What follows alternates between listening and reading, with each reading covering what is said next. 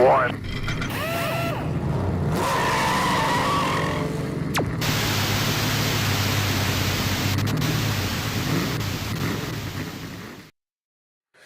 Ladies and gentlemen, good morning to the Splash and Dash Morning Show, officially here on ATYL Media channels, as well as the Sly Job Sal TikTok. I am your host, Sly Job Sal. Hope you're geared up and ready to go for a post-Mexico City recap. All right. It was a big weekend in Mexico City, ladies and gentlemen. I don't know.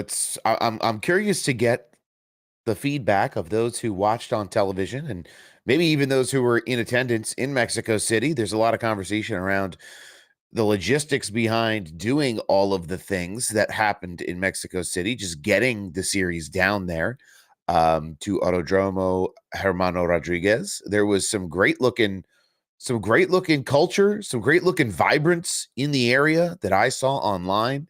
Twitter was abuzz with both positive and negative reactions and recap from the weekend. So I'm very curious to kind of get some firsthand experience from those who maybe were had a little bit more intimate knowledge of the events and being on the ground down there in Mexico. I've never been international to travel. Apparently, a few drivers have never. Well, one driver in particular has never been out of the country either, and he stuck his foot in his mouth pretty deep. So that'll be fun. We'll recap that in a few. But the racing itself, this track is somewhere that F1 travels to. It's a just about a 2.5-mile road course with big, long straightaways, designed for F1, designed for the ability to have DRS, designed for speeds at that level. It's always difficult for me when we, as NASCAR goes to these F1 style tracks. Coda was the same way this year, where they ran like an abridged version of Coda because the cars are just not even remotely the same. So it's, I want to see Road America come back. That's what Mexico City weekend taught me, is that I want to see Road America return. I don't know if we go back to Mexico City. That's up to, the NASCAR team to negotiate and decide. But I think there's something to be said about these more technical road courses. I think that's why Watkins Glen runs so well for the next gen car. I think that's why Sonoma doesn't. The racing's a little more stretched out. It's not quite as competitive. There's not as quite as there's not the level of intensity I think that there is at some of these other, bigger road courses, or less.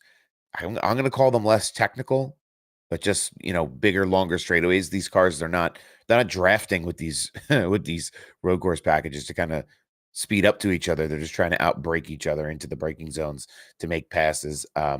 And make it work.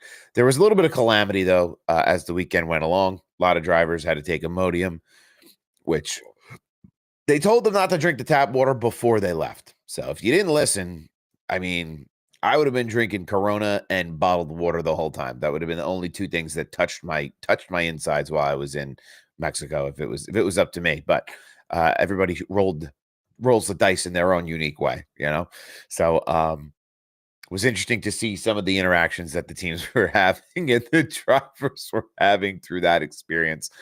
By now, we all know who won these races. This is the first time that two international winners have ever won back-to-back in a NASCAR weekend in the history of the sport. Shane Van Gisbergen and Daniel Suarez, the hometown hero. And then, on that note of international winners, you even have Stuart Friesen, who won recently in the Truck Series. So you've got this wave of international drivers that are not just here, but winning. We could talk a little bit more about Shane Van Gisbergen and Daniel Suarez too. So that Mexico Series crash was crazy. Yes, it was. That's a great point. For those who didn't see, the Mexico Series ran on, I believe it was Friday, and I don't know who it was, but this car just absolutely full speed boofed it into the wall going through the stadium section. Just absolutely wild to watch. Um, Pretty sure everybody was okay in that deal, but those Mexico Series cars are really interesting. I saw somebody online describe them as like sportsman cars. So they're basically just sportsman cars with different bodies over top of them. So they get going really quick though. So I'm always curious, like the safety and stuff, but everybody seemed like they were okay out of that incident. Um, but yeah, super interesting that they run that series. They run the Brazil series as well down in South America. Those are different cars as well. The Canada series is a different series. So the Euro series is a different series. All these international NASCAR series. Always wondering kind of what we can do there. I'm always curious about them. You know, Ryan Vargas is someone who's run in a bunch of these different international NASCAR series now, doing one-offs, or he did a full season, I think, with one of the teams in Euro NASCAR last year. So really interesting to hear these guys and girls talk about these different series and see the product on track. It's super interesting, way more affordable than racing here in the States. Yeah, it seems everything is way more affordable than racing here in the States. We were talking about that this weekend. My future father-in-law is a big he's not a big motorsports guy, but he's always curious about, what is the business of the sport? How does the sport make any money? These guys are out there ripping around, on a racetrack, spending a lot of money on cars and equipment and travel, and he's like, "How do they make money?" And I'm trying to like explain it to him in the best way I can, um, without really knowing the real answer, right? I'm not a business ops person for any of these teams or any of these organizations. It's hard. I through sponsorships or through OE deals or through whatever, partnerships, tech alliances, that's how they make all their money, but that's a tough thing to distill down for people when they're used to, like, the NFL, and it's tough. SVG is the bar setter of NASCAR road course racing for future supercars. He's a future supercar Hall of Famer. In his own right, the only driver that could challenge him is Kyle Larson and a future NASCAR Hall of Famer. I agree. Um, Shane Van Gisbergen, I don't think he's the only road course contender, but he was the best today. He was the best this weekend. That car was geeked up, set up just exactly the right way he needed it to be. In addition to the fact that he smoked the field by 15, 16 seconds, he did get through one part of the race. The only part of the race I saw him losing his dominance was if there had been a different pit strategy, or if that caution had fallen where Ty Gibbs would have come in and gotten uh, a fresh set and fuel. That was the only time I really thought Van Gisbergen would have really been there would have been a risk there. Yeah, big flowers to Trackhouse throughout the whole weekend. That team went down there knowing what they needed to do.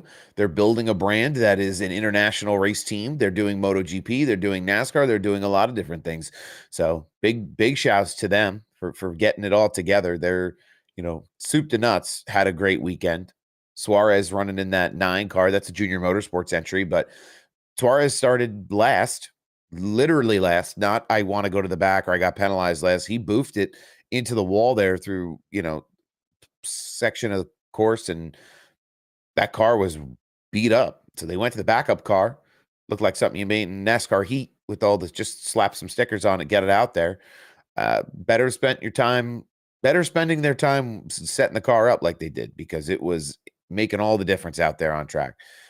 They were slow growers all day long. They finally got to where they needed to be on that last restart, and just absolutely took advantage as soon as he could get to the front.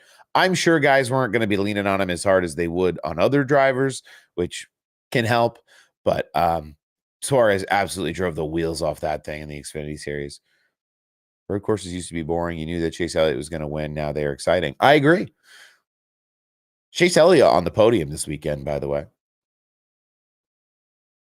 People talk about, oh, it's the death of Chase Elliott in the NASCAR Cup Series, and Big Dog is finishing second or third. I think he was third. But no, Trackhouse, though, awesome to see them finding the success. Shane Van Gisbergen, this is what they brought him here for. This is what they expect from him, is to come in, dominate at least one of these road course races a year. He will be the favorite in Chicago again. He was the favorite here in Mexico City. I'm sure he will be the favorite as we go to other road courses in terms of sports books at Sonoma and at Watkins Glen. I think there are other drivers that can give him a run for his money.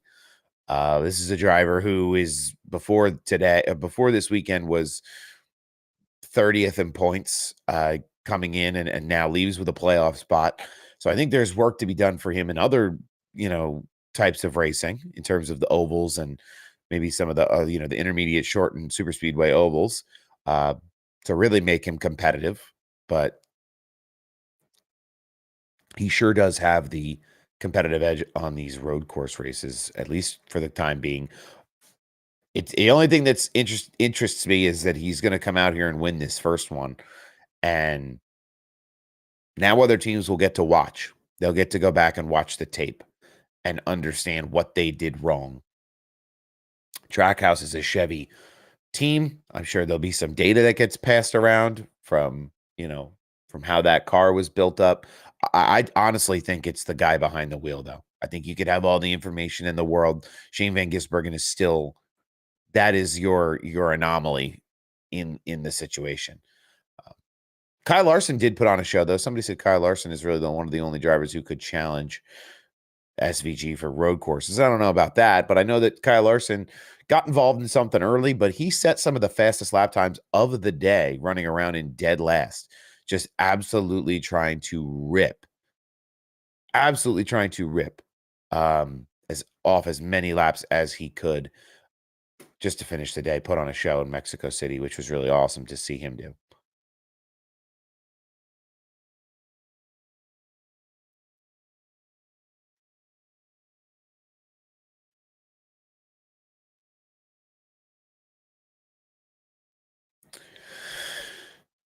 That puts us, hold on, let's go back over here. I have a list today, so I'm going to follow the list. I just hope the list is accurate. So Daniel Suarez makes that drive from the back and a backup to win his fourth career Xfinity race. He led 19 of 65, all toward the end. Taylor Gray finished second, battled with Daniel Suarez, tried to steal the win, but finishes a half a second behind Suarez. I think everybody's rule for this weekend is don't wreck Suarez. That was the one that everybody heard everybody talk about. We'll talk about ARCA at Berlin also in a minute. There were some interesting things that came out of that race that I kept seeing online. Austin Hill clinched a podium on a road course in his road course debut. We usually see him at super speedways. Oh, Austin Hill, the super speedway merchant, showing some flex here in Mexico. The backup car victory is a big deal. I don't know the last time I can remember a driver took a backup car to victory lane. It's been a long time. Kind of carved his way up through the field, like we had said, just methodically ticking away, checking his boxes and making sure he got to where he needed to go. Once he got close to the front, there was never a doubt he was going to make the moves. I think he was like 3 or 4 wide there going into the first corner to make it happen. Suarez fended off Taylor Gray after a red flag and an aggressive last restart. Zilich and Ty Gibbs tangled on lap 48, triggering a multi-car wreck that reshaped the finishing order. And Carson Kvapil won stage 1. Sammy Smith earned a playoff point in stage 2. Carson Kvapil looks good running out in the front, man. I'll tell you what, that kid's got a win coming. He's got the talent. I think he's for real. Dale Jr. doesn't put drivers in cars, but that whole junior motorsports camp looked great. Ty Gibbs in the Xfinity Series, by the way, made me feel so nostalgic.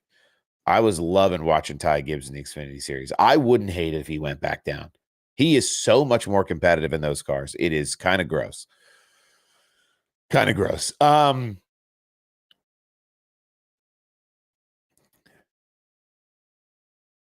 is Suarez's first top 10 and victory in 2025, especially that he's at home here in Mexico.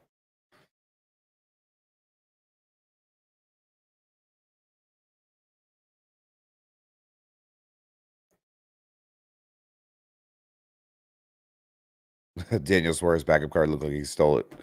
Yeah, I guess they were just okay. Here's the sponsor decals. Slap them on the car, and that was kind of the deal. Suarez's win in the Xfinity Series, though, did not translate. He finished P19 in the Cup Series. He did have a moment where he was making a move for the lead on one of the restarts, but Shane Van Gisbergen, again, we talked about it. Absolutely just the best in the business when it comes to these road courses.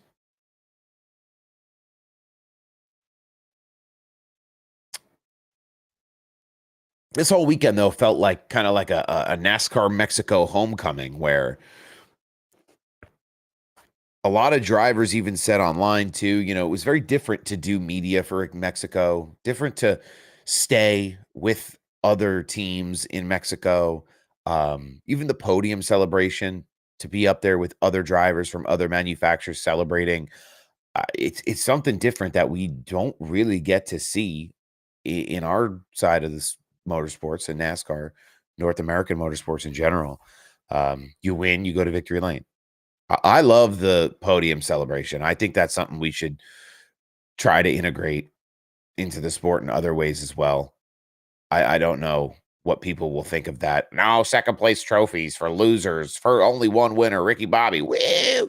Um, it's not easy to finish in second place or third place in this series, in any series, in this level of competitiveness. You got the best drivers in the world. That's what we claim, right? That's what NASCAR claims, is that these are the best drivers in the world. So to finish second or third, I don't think is a slight to anyone running in this series. But I enjoy just the camaraderie that they showed up on the podium. I think that's something that helps build relationships with each other on the track too. Um, Speaking of one driver in particular that got beat and banged around, doesn't really have many relationships in the garage. Ryan Truex filled in for the number 11 of Denny Hamlin. Denny back home in North Carolina this weekend after the birth of his son, him and his fiance. Hopefully all is well there. Happy family, happy baby. But Ryan Truex absolutely just got chewed up and used up all race long in that 11 car. We knew it wasn't going to run toward the front. We knew it was going to be kind of a back mark, mid-pack, top 15 car. But was kind of disappointed to see guys just absolutely put him through the ringer. No bias on my part, if you've never tuned into this before.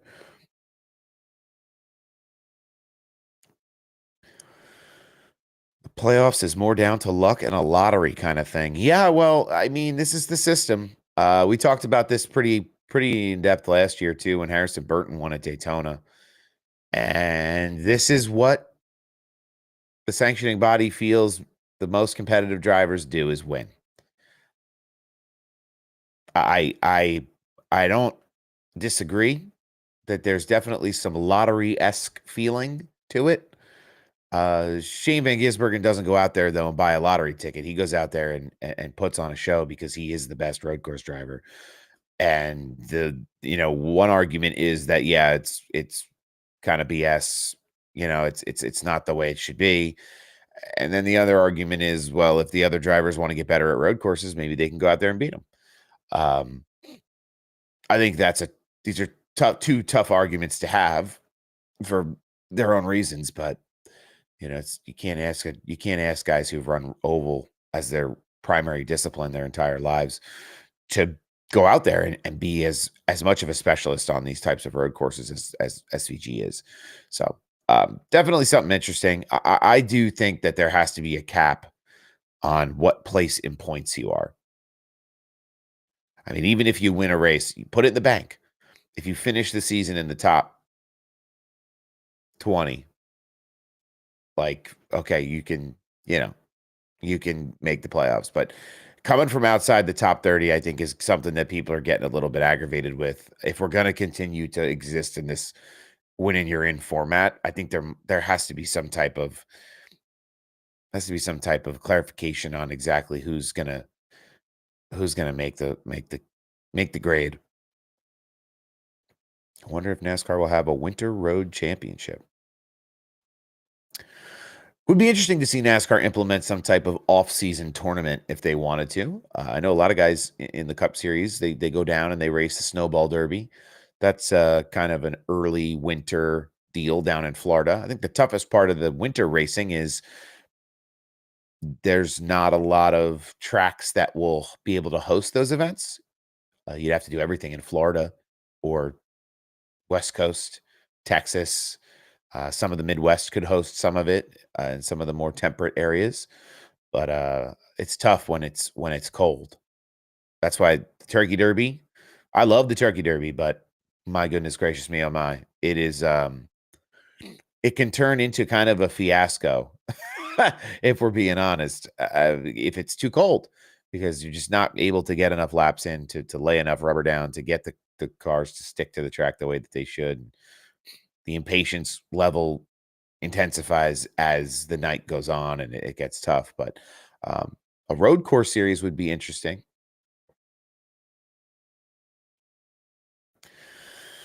Okay, hang on. I'm gonna pull my notes back up. Boop, boop, ba-doo. Oh no, there they are. Doo-doo-doo.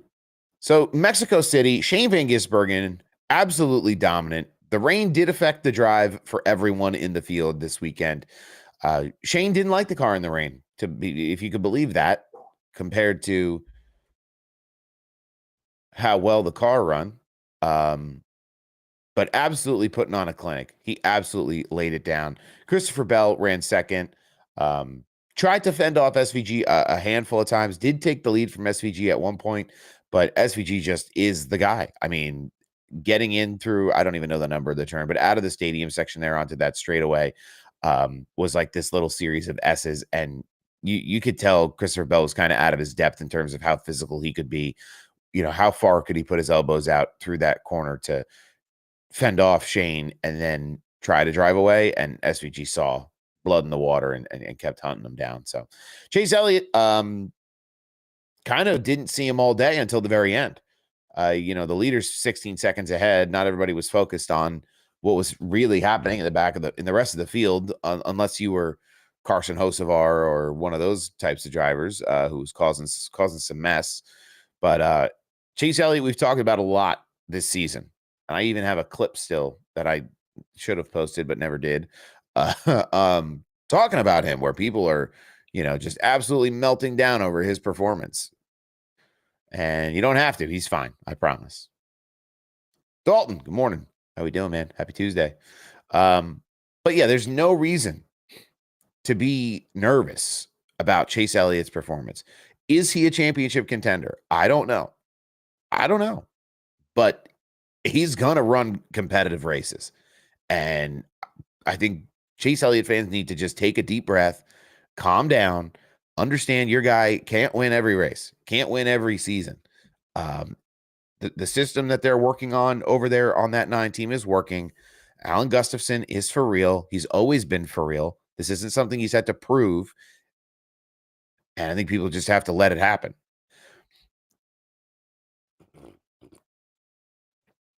Oh, man. All right. Alex Bowman, after absolutely one of the most horrific looking accidents I've seen in a long time at Michigan.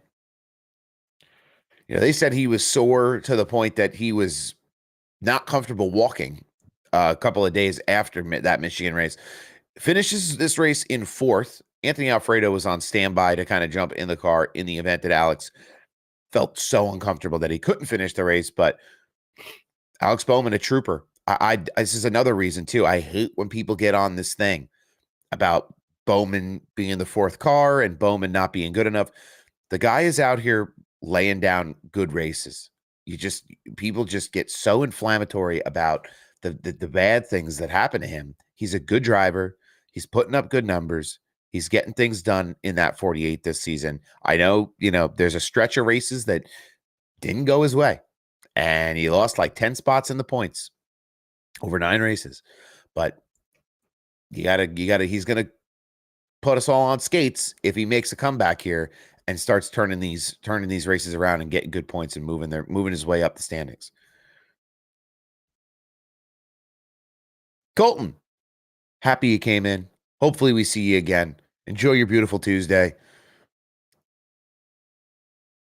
Have fun with your sponsor work. Be well. Michael McDowell in fifth. Michael McDowell was up toward the front there as this race got underway, qualified really well in that Spire machine. Spire looking usually look pretty good on these road courses, but McDowell has a knack for him. I remember him winning that Indy road course too back a couple of years ago. He seems to just have a certain affinity for these types of races. They set the car up in a way that he's comfortable enough that he can really get things done, and finds himself in a fifth place finish. I think this is his best finish of the year. John Hunter, P6. We've talked a little bit about Legacy throughout the year. We've watched their speed improve. Saw some great battles from the other Legacy car of Eric Jones on Sunday.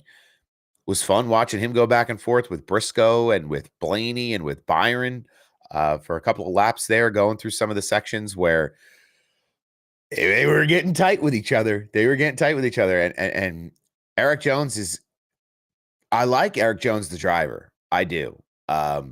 There's a certain confidence I see. I don't know if other people, if it's just me, party of one, but there's a certain confidence you see him building now where he knows his stuff is competitive enough to run with some of the other guys in the middle of the pack. And he's not afraid to, okay, I know I can keep up. Now I'm going to go out there and wheel it. And he's kind of able to do that. And we kind of saw that with some of the battles that he was engaging in toward the latter stages of Mexico City race. Chase Briscoe finishes P7. It's a big win, or not a big win, but it's a big day for the 19 team after, what is it, 4 consecutive pole positions to come home top 10. A lot of the other races, they had just been backsliding, but that 19 car set up pretty good. Chase Briscoe's pretty okay at these road courses. Kind of a surprise, though, Cole Custer, the 41 car for the Haas factory team. What a big step forward for them, and maybe some of the things they're working on behind the scenes in their road course program. We don't hear much about Cole Custer in the Cup Series. We heard about him at Michigan, causing an accident or being a part of an accident. We don't really hear too much outside of that. So to see him actually legitimately come home with the top 10 is a big deal for Cole Custer and for that entire team as they look to continue to develop. They're a one-car team, which is not an easy feat in the current landscape of the sport. You're not getting much support. You're not getting much data because you're only just out there zipping around by yourself. So it's good to see him get the points, move his way up in the leaderboard and be P8 here after Mexico City. William Byron, P9, Mr. Consistent. And then Chris Buescher, who Watkins Glen winner last year, put on that big duel with SVG to make it happen. Chris Buescher is your P10 finisher. Yeah, this was an interesting thing. Shane Van Gisbergen's credit to Shane Van Gisbergen's credit, some of his success may have come from just that guy that runs an F1 that just casually, Max Verstappen. Yeah, that's right. Shane knows him, called him up before the race, asked him about the track in the rain. What is this like in the wet? Help me. And got some tips and tricks, I guess. And they work. Surprise. The rain did kind of change things where it forced everybody down pit road. It kind of reshuffled the field. It brought that extra tire into the works, which the tire change stuff is, you have to be, all the credit to the crew chiefs and the pit crews. You have to be so confident that you're going to go out there and that track is dry enough that, yeah, I'm not going to hit a wet patch and go send the car into the third row. So that was an interesting element of this race, was the rain. How do we feel about Larson's quick time? Larson was laying it down. I mean, I do think Kyle Larson, one of the best race car drivers in the world. I don't think I don't know who the best race car driver is in the world, but he's one of the best. And the more he can solidify these different disciplines, his success at these different types of racing, Cup Series road courses is not something that everybody's getting an experience doing. So it was awesome to see him just ripping around. I think part of the reason he did get those fast lap times, let's be realistic, right? Is he wasn't running in any traffic. So while Shane was running way out in front, Kyle was running way out and back after getting caught up in an incident early in the race. I believe he got caught up in that business with Kyle Busch, and was just absolutely ripping around, kind of all by himself for a while. So I love the fact that he still laid it down and wasn't holding anything back. He's a competitor. There's a lot of guys who would have put cruise control on and just tried to baby the car through the day. Not Kyle Larson. He's going to go out there and he's going to absolutely shred until he can't anymore. Do you think Hocevar and Busch will win this year? I think Hocevar will win this year. I think the 77 team has the speed on some of these intermediate tracks. I actually had Kyle Busch penciled in for this race. I think Kyle Busch, from after seeing him at Coda, I think he could be a very real for real road course threat. So maybe it was just a one-time thing. But I'm looking for any ray of sunshine I can when it comes to Kyle Busch and his success this year. I talked a little bit with Sky about that this week in the interview. Just looking for something to be excited for Kyle Busch about. How, as years have gone on, maybe people weren't his biggest fans, but now he's solidified himself as this legacy figurehead in the sport. It's like I can't. It hurts to see him not do well. So I don't know though if Kyle Busch gets a win this year. That team is coming together still in a lot of ways. I don't know if they're giving him what he needs in terms of the car setup to make that happen. But the 77 I feel more confidently about for sure. I heard a rumor about them going back to 2 oval races next year at Charlotte. Thoughts on this? I think Charlotte should absolutely have 2 oval races. The Roval is cool. I'm not a Roval defender, but the Roval is cool. I just think the racing on the oval is so much better. It's really difficult to sit there in good conscience and say, "Oh yeah, well the Roval's going to put on a better show." Not after what I saw at the Coke 6. So I hope that they do move forward with it. Ultimately, that's up to NASCAR and SMI, but I personally would advocate for it for sure. Thought it was interesting that they put Ryan Truex in the 11. I would have gotten Truex Jr. So the deal there is that Ryan Truex is it's not I don't think he's a development driver, but he's Ryan Truex is a sim driver for Joe Gibbs Racing. He spends a lot of time testing in the sim, getting the cars, tuned with the teams on that side of the competition, you know, on that competition side of the world where he's able to spend a lot of time behind the screen getting laps in. And that's part of his deal, is to be a reserve driver essentially for that 11 team. Why don't they go get Martin Truex Jr.? Martin Truex Jr. probably was sitting on his boat with a fishing pole in his hand and a beer in his cup holder, probably just enjoying his weekend. I don't know how much interest Martin Truex Jr. has in traveling. Part of the reason he retired the way he did was because he didn't want to travel as much as he was, and he wanted to live his life a little bit more as he was getting further and further into his career. So that was kind of that's kind of the vibe I got. I hope we get to see Truex Jr. back out racing again this year. Word on the street is we may see him in an Xfinity race still. And again, we talk about this once in a while on this show. You won't know, and it's nothing that I know that you don't. So let's just start with that. But you won't know he's racing until the week before, till days before. The car will be prepped with no name on the entry sheet, and then his name will magically appear and he'll be at the race. That's how it's my personal feeling that that's how those will work.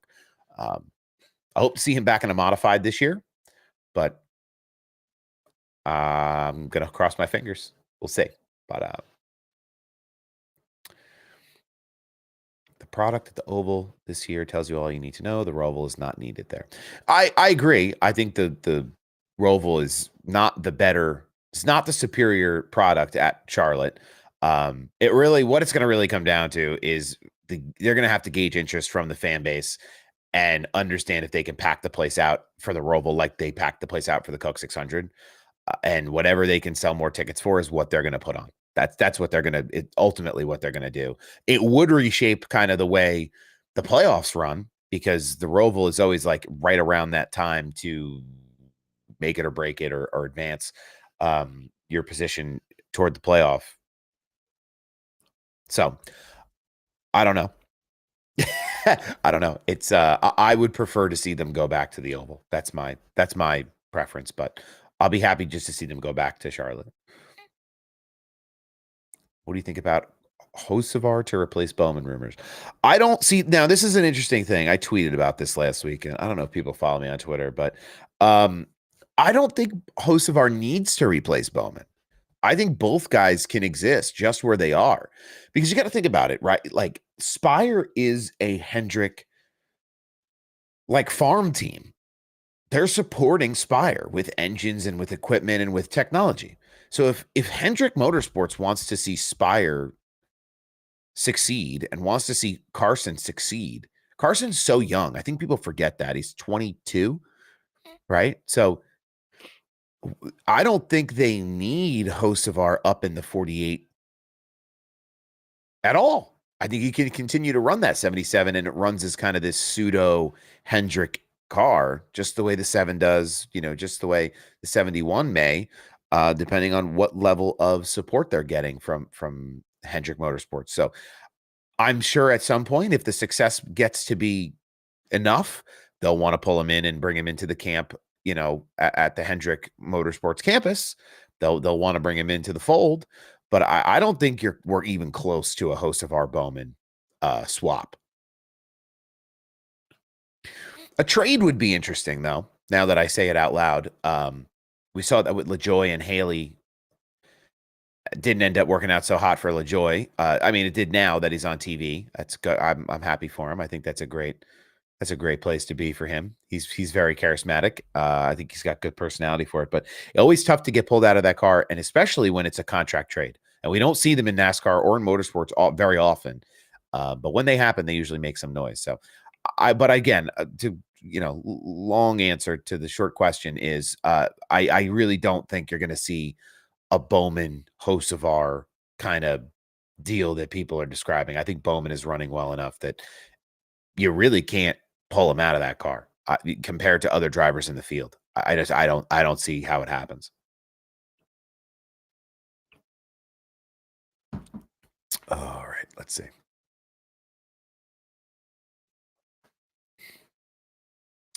Yeah, so this was the first points paying weekend, first points paying cup race since 1958, by the way.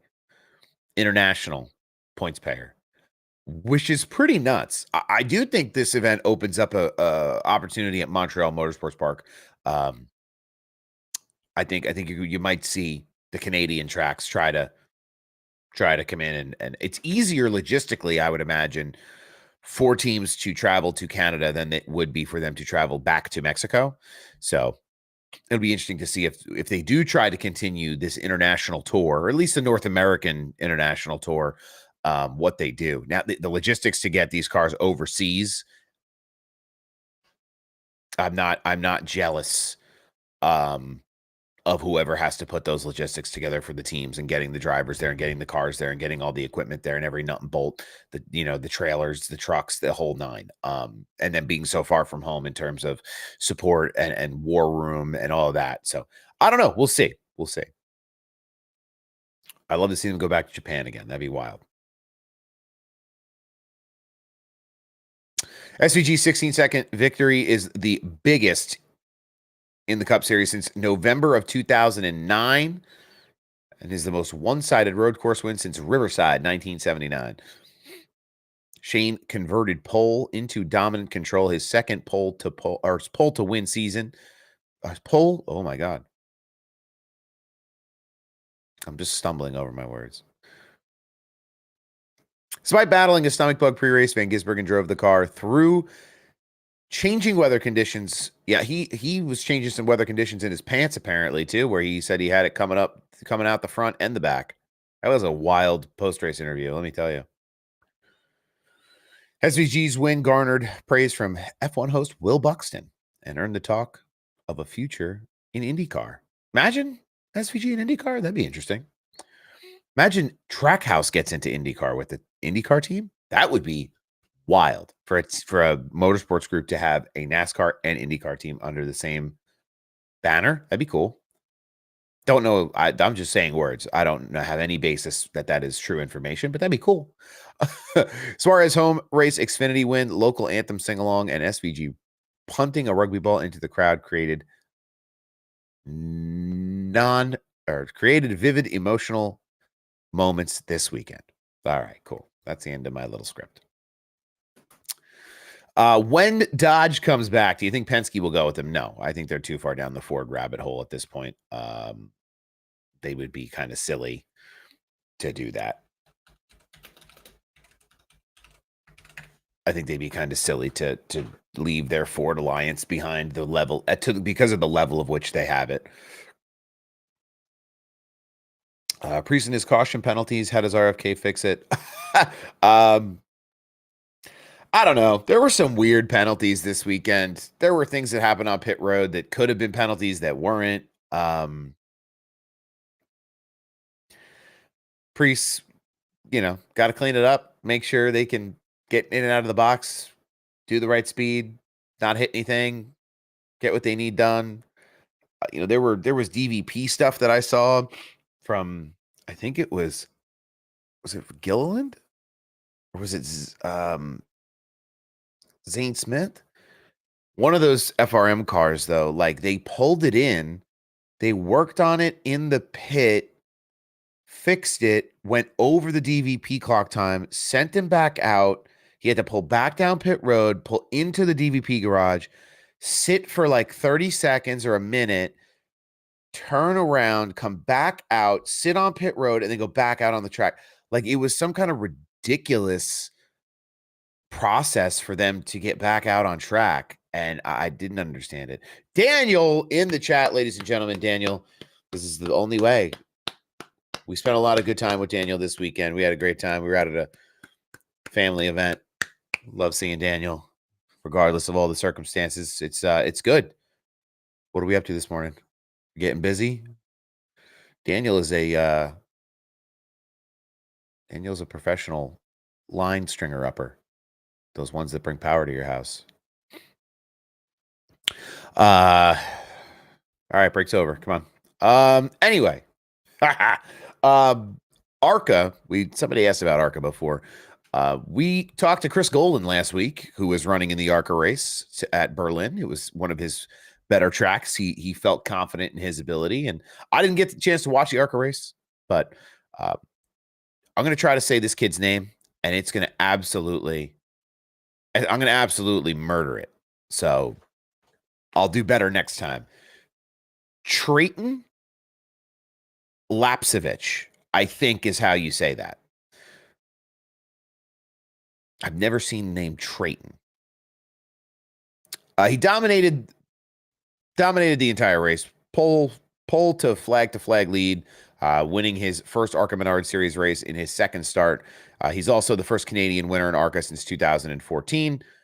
Max Reeves, racing for JGR in his series debut, led the practice charts, finished second place. Lawless Allen, racing for Venturini, finished third.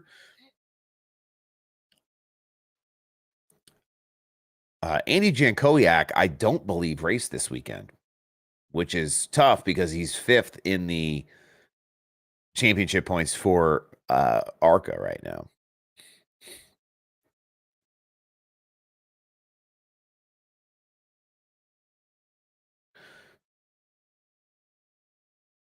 Butterbean Queen is way out in front in the points. Lawless Allen, LeVar Scott, Jason Kitzmiller, and Andy Jankowiak kind of bringing up the top five there.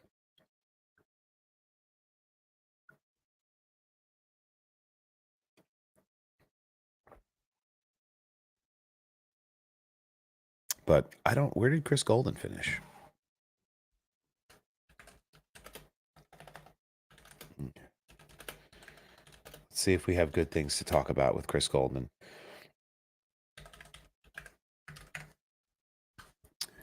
It's tough for some of the backmark teams that run on lesser equipment.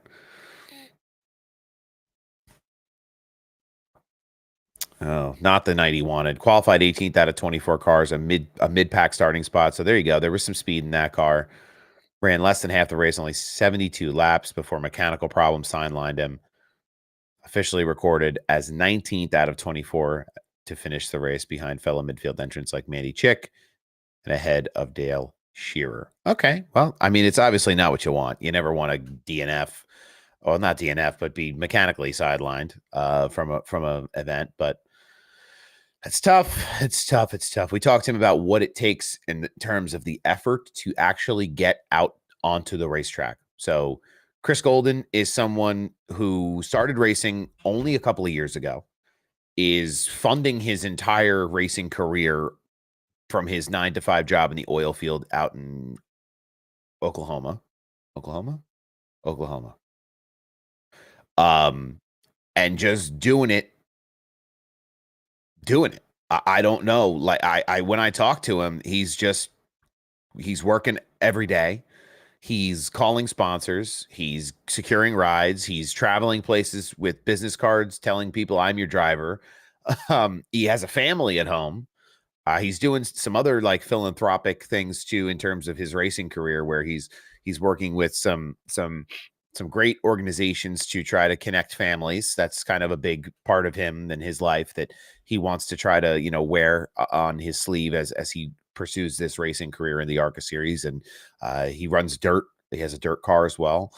So that was a great listen. If you have time, Chris Golden. I'm working on editing those podcasts to be a little cleaner sounding.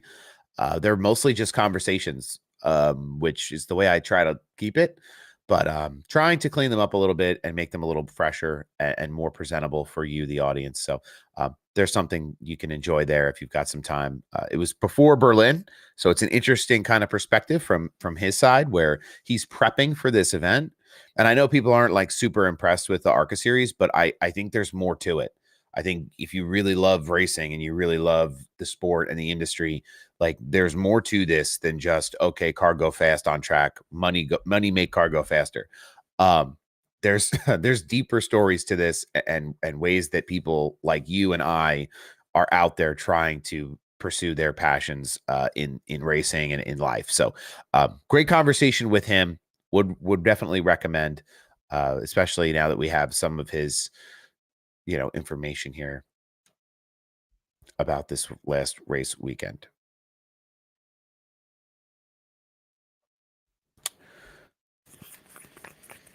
All right, let's talk a little about Pocono. Pocono, I'm going to Pocono. I'll be there. I will be right in the 200 section. Be in the 200 section. I will be right off the exit of turn 3. Right? There's no turn 4. What turn 4? So I will be there taking a trip. I haven't been up to Pocono in about 7 years. So it's been a hot ass minute for me. The last time I was at Pocono was when Bubba Wallace lost his brakes going into turn 1, and he absolutely thrashed the outside wall. That was the last Pocono race I was at. So let's hope that everyone stays safer than that day. Good morning, good weekend from the 9. See if they can steal one at Pocono. I think Chase finally comes through at Sonoma, the long-awaited victory there. We were just talking about this. It's great. I'm happy you brought it back up, because we've talked a little bit about the 9 already, where people freaked out that this was going to be a tough deal for the 9 team, and they have figured it out. I think they've had it figured out all along. They just haven't been in great positions to succeed. Other teams have also been figuring it out. So I think maybe you could see Chase steal a win at Pocono. He's raced at Pocono really well in the past. We got Dover coming up. That's another track that he runs really well at as well. Sonoma's a place we know he's got that road course. The Gen 6 stuff, he was really good on the road courses, but I don't know if that really translates as well over to next gen. I don't know. This weekend with the rain and the restarts and all that maybe kind of helped for the strategy side, but the guy can drive the wheels off of anything I think he gets in once he gets comfortable, and feels like he's getting comfortable this year in a way that quietly getting it done, which is great. Rumble in the Poconos, Carson versus Ricky. NASCAR will be here. You guys are doing a great job on the content. Thank you, man. I appreciate it. Yeah, Carson and Ricky. We didn't talk about that, did we? Not a good deal for Carson. It's got to stop. And this isn't something he's doing on purpose either. So let's preface that. The 77 just wheel hops, and who's in front of him is Ricky Stenhouse. And he boofs it into Stenhouse and takes them both through, off track there. Ricky has had enough. Understandably, this is the second time it's happened. And again, I don't think Kosovar is just out there hunting for Ricky Stenhouse to ruin his day. And I think Ricky gets that. I think the heat of the moment is another thing. I loved the picture of Josh Berry just leaning up against the fence and watching that situation unfold post race. I thought that was pretty funny. But he's going to get a whooping. It's going to happen. I don't think Ricky's was waiting for him at the airport gate. The comments about him wanting to get into something physical with him once they got back to the States. I wouldn't want to fight Ricky Stenhouse. Ricky Stenhouse is a unit. Dude is lifting and working out, and I want him on my side. Hocevar is kind of a string bean. These fights never really end up turning into anything super egregious. They're usually kind of pushing and shoving matches, but I hope they can figure it out. The phone call stuff can only go so far, right? You can only do it for so long. My only devil's advocate I will play is Hocevar is a rookie, and Stenhouse is on a pretty upward swing in his career this year. That Hayek Motorsports team, another one-car team, they're making pretty significant strides in terms of their success when they're getting these finishes. He shouldn't be running around Hocevar. I would like to see Ricky running better than running in front of Hocevar. I know that that's not the case every week, but these are two guys that are going to cross each other a lot this season. It seems to be they're just drawn to one another on the track. So hopefully they can figure it out. I love a good fight. I love drama. I think it's great. I just don't love when it becomes the focal point. But all you heard Carson say in the car was, "I'm sorry, I'm sorry, I'm sorry, I'm sorry," which was kind of funny, but I do feel for him a little bit. Carson also opened his mouth and stuck his foot in it too, talking about Mexico and Mexico City. I'm sure he pissed off a lot of his sponsors. Some of the comments he made on Twitch, and then came out with this whole thing after the fact, talking about how he's never traveled outside of the country and he never knew, and he's very grateful for Mexico City and so on and so on. So. Stenhouse is a big talk game. When was the last time Ricky had a chance to win Michigan? It's all Spire. Yeah, I don't. Ricky wins at super speedways. He's dangerous at Talladega and Daytona. Otherwise, it's Yeah, so Hocevar just was very critical of Mexico City. Had some comments on how he felt about what it would be like. Very Brett Griffin of him. For someone who had never traveled outside of the country. And then he walked it all back after the weekend was over in an Instagram, Twitter post, some other things.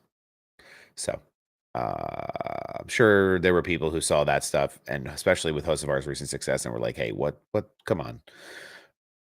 That's just what you're going to get. Again, a 22-year-old driver. I was at again a family function this weekend. There's 22-year-olds there. They're children. If I would, I'm 30 now. 22-year-olds are children to me now, and it's the fact that there's one running around in a $800,000 race car on the largest American motorsports stage is crazy to me. So you're going to get a guy who makes bad decisions. You're going to get a guy who says things he shouldn't. That's just going to be part of his learning process as he matures in the sport. Honestly, though, I think it's good that it's Ricky that is teaching him because, I mean, you can't mess with everybody. And messing with Ricky isn't going to hurt him long term, right? Because Ricky's not going to be competitive enough to run for a championship. So if Carson is on the upswing and Ricky is just kind of existing, it'll help Hocevar learn without messing with some of the big dogs that could really ruin his chances in the future of ever winning a championship. Not that he should keep messing with Ricky, though. Please stop doing it. It would be great to just race the cars like normal people.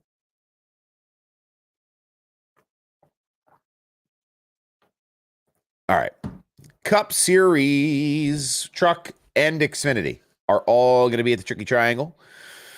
The Tricky Triangle, for those of you who do not know, this track does not have 4 turns. It is a 3-turn racetrack.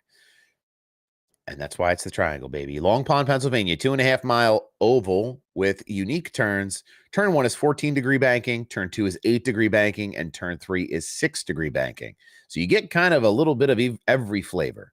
All these turns are inspired by different tracks. That's what makes this track so difficult to kind of manage your way around. I haven't been to Pocono in 7 years. This will be my first time back. I'm hoping for some great racing. I'm very spoiled because I go to a lot of short tracks and I can see the whole track the whole time. And even when I went to Daytona, I could see the whole track the whole time. So for me, Pocono is one of these places that I want to make sure I'm in a good seat. I'm sitting, I'm looking, I got my headset on, and I'm ready to rip. Duke, good morning, Duke. Ladies and gentlemen, Big Duke Sim Racing is in the chat and TikTok right now. I just want to let you know, if you're into NHRA and going fast in a straight line and keeping up with all of the things you need to be knowing about in the NHRA drag racing world, Nitro Nation, Monday nights. You need to catch it with Big Duke. I believe it's 8 o'clock, 8 or 8:30, Duke, right? We've got you. I caught a little bit of the live on TikTok on Twitter last night. Try to get a little bit of an NHRA fix. I know there's been some drama happening in that series with some disqualifications and some modifications and some all kinds of things. But I try to learn from Duke each and every Monday in his Nitro Nation show. So tune into that on ATYL Media channels as well. But Long Pond, Pennsylvania, we're going to do 160 laps, 400 miles. Stages will break at 30 laps. Stage 2's we'll have 30 laps. Stage 2 and 3 will have 65 laps each as well. This is the final event for in-season challenge seeding. I still don't understand the in-season challenge, but this is the last race for seeding for it. So the way I think this will work out is once the seeding is over, there will be much more emphasis moving forward on TNT with how the bracket works. Now, TNT, this is also Amazon's last race of the broadcast year for them. I will be very upset when it's all said and done. I think Amazon has been the best broadcast partner that NASCAR has had in many years. Their ability to give pre-race and post-race shows the way that they do is totally unique. It is very reminiscent of College Game Day style, which is what I think NASCAR needs. It needs long form. It needs a longer form coverage style. Not to mention, too, the sounds are better. The visuals are better. The equipment is better. The production is better in terms of what you're seeing on the broadcast in the race every week, in my opinion. And even if you don't agree with my opinion, you're wrong. No, but I'm interested to see what TNT and NBC does as we move forward here with they are restricted because they're going to be on cable television. So we'll see what they can do. Anyway, Denny Hamlin, most wins at Pocono, 5 career victories. He is the favorite right now. Ryan Blaney is a defending Pocono winner, 2 wins here, 1 in Nashville this year already, 7th in the point standings. Could be a good weekend for him. Kyle Larson and Christopher Bell, both contenders every week, but Bell sits 3rd in the points, and Larson's speed makes him a threat all the time. I do think there are better Pocono racers than Kyle Larson, but God, it's hard to bet against him after a couple of down weeks. You know, you talk about a comeback. This could be the week for him. There is something to be said about Denny Hamlin, though. Drivers who win a race, miss a race, and then go back to the track, a lot of the time they win that race that they come back from after being away. So we'll see about that. Tyler Reddick has consistent Pocono performance, no wins yet, but strong finishes. And Bubba Wallace has a 9.7 average finish at Pocono with two top 10s in recent starts. So those are some drivers to watch at Pocono. Personally, I think it's a Willie B weekend. I think that car has been dominant so many places this year. I think he's going to steal one. I do. Teams have to find just this unique balance between straight line speed and cornering ability. Again, these corners are super, super unique in terms of how they're banked, all pulling inspiration from some of the most famous tracks in the world. And then the pit selections will also matter because this is such a funky shaped track. It is such a big track. You're going to want to make sure you're getting on and off pit road as close to the front as you can. Joe Gibbs Racing has claimed 7 of the last 10 Pocono starts. Hamlin leading the charge again with 5. Blaney, Cindric, and Logano all strong at Pocono for Penske. Those are drivers to watch. Obviously, we're talking about Penske, one of the best teams in the series, one of the best teams in the world. I don't think, did they win at Le Mans? No. Ferrari won Le Mans this year, by the way. Penske did have some entries in there. They were hunting for a Le Mans win. I think it was one of the very few that they do not have in their trophy case is a 24-hour Le Mans win. But stage wins here will directly influence playoff seeding. This is something we saw this week in Mexico. There are drivers who are going to stay out and collect those stage points. They do not care if they win or not. Ryan Preece won a stage this week in Mexico, and it's like, this is a road course guy? Like, no, these are guys that are just looking and hunting for points and making sure they can get the job done that way. We're going to get some star power in the Xfinity Series as well. Chase Elliott will run in the Xfinity Series, as well as Justin Bonsignor and Brandon Jones. Those are Chase Elliott being able to run the double will be a good time. That'll be really cool to see him do. It'll give him that competitive edge for those of you in the chat here who are Chase Elliott fans.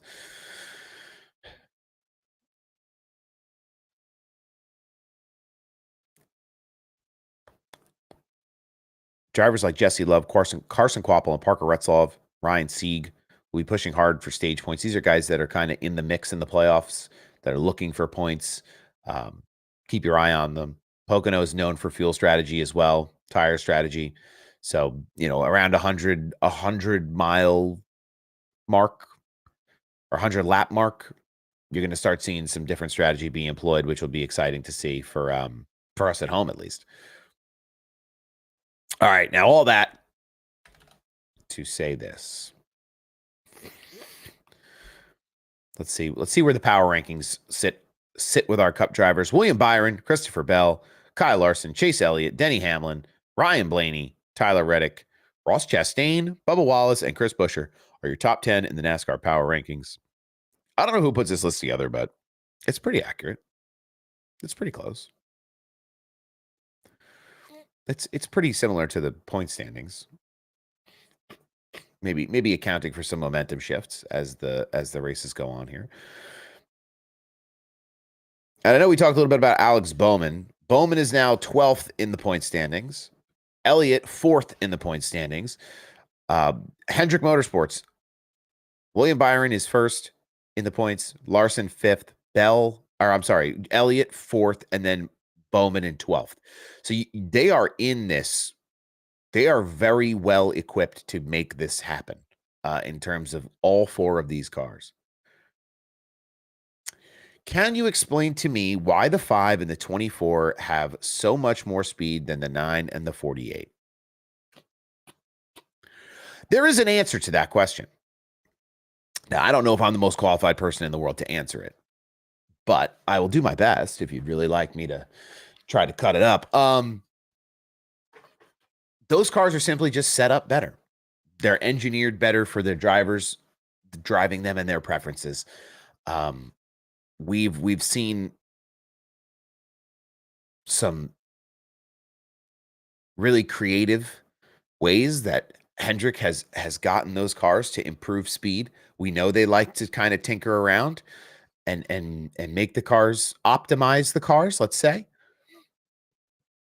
Optimize the cars as much as possible for their drivers. That is also very accurate. Yes, Daniels and Fugel know what they're doing. Not that Gustafson doesn't. Why is Bowman's crew chief gonna? His name is gonna escape me right now, off the top of my head. It's Caitlin Vincey's husband,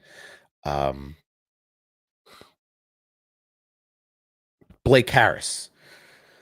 Blake Harris. Those guys don't quite have it locked in as tight, I think, as Rudy Fugel and Cliff Daniels do.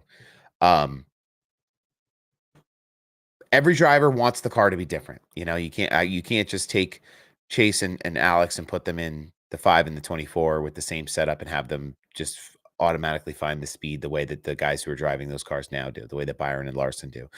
So it's really interesting to me. I'm sure that they are sharing information back and forth. The teams aren't going to be like totally transparent with each other on what information they're going to give to one another. Obviously, they want to be competitive even within their own organization. But even sharing the information, if Alex doesn't like to drive the car as tight as Bowman does, he's probably not going to get the speed out of it anyway, or vice versa, whatever this case may be.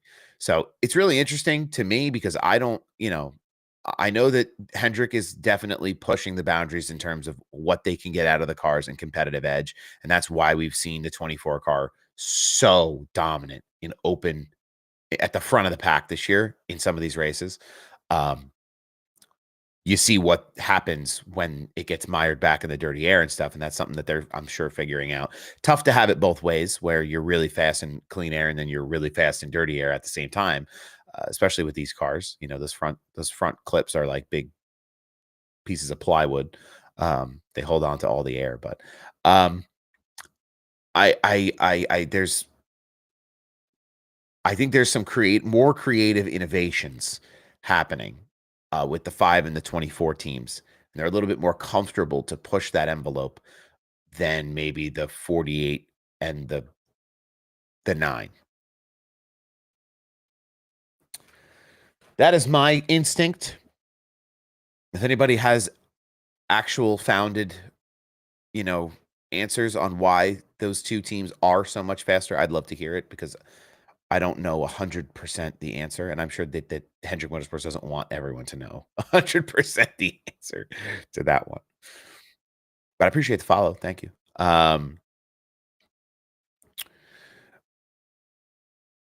But it kind of leaves this top 10 in the points, right? The Cup Series points. Kind of the similar to what we've been looking at, right?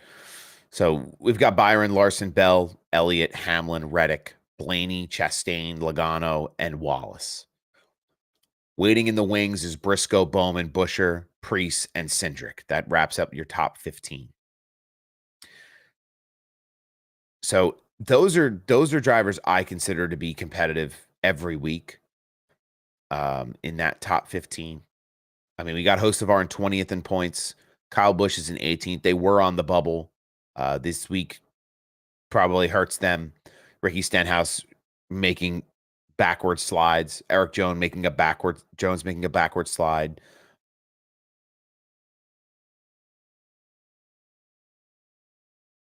I kind of think it comes down to drivers. They adapt faster to the car and track. Yeah, for sure. Bowman can win at Pocono. He runs really good there. I think Bowman can win any given weekend, just depending on the situation he's in, what's around him on track. There's better drivers out there than Alex Bowman, but Alex Bowman has the ability to take advantage of certain situations around him, I think, to really win a race or win races this year. Like last year at Chicago was a great example. He was not the best driver that day, but they saw an opportunity to get out there and stay out there on rain tires and give it a run, and it worked.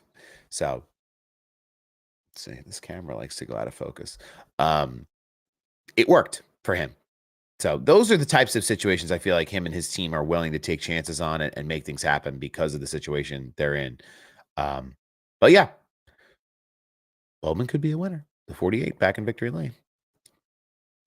In the Xfinity Series, the point standings really remain unchanged in the top 10, except for Sammy Smith, who breaks back into the top 10, moving up 3 spots in the points after Mexico City. Ryan Sieg drops down 3 spots to 13th. So kind of a little switch there. Taylor Gray moves up to 12th after his second place finish. So interesting to see him kind of making some inroads. We talked a little bit about Taylor Gray earlier in the year in that car.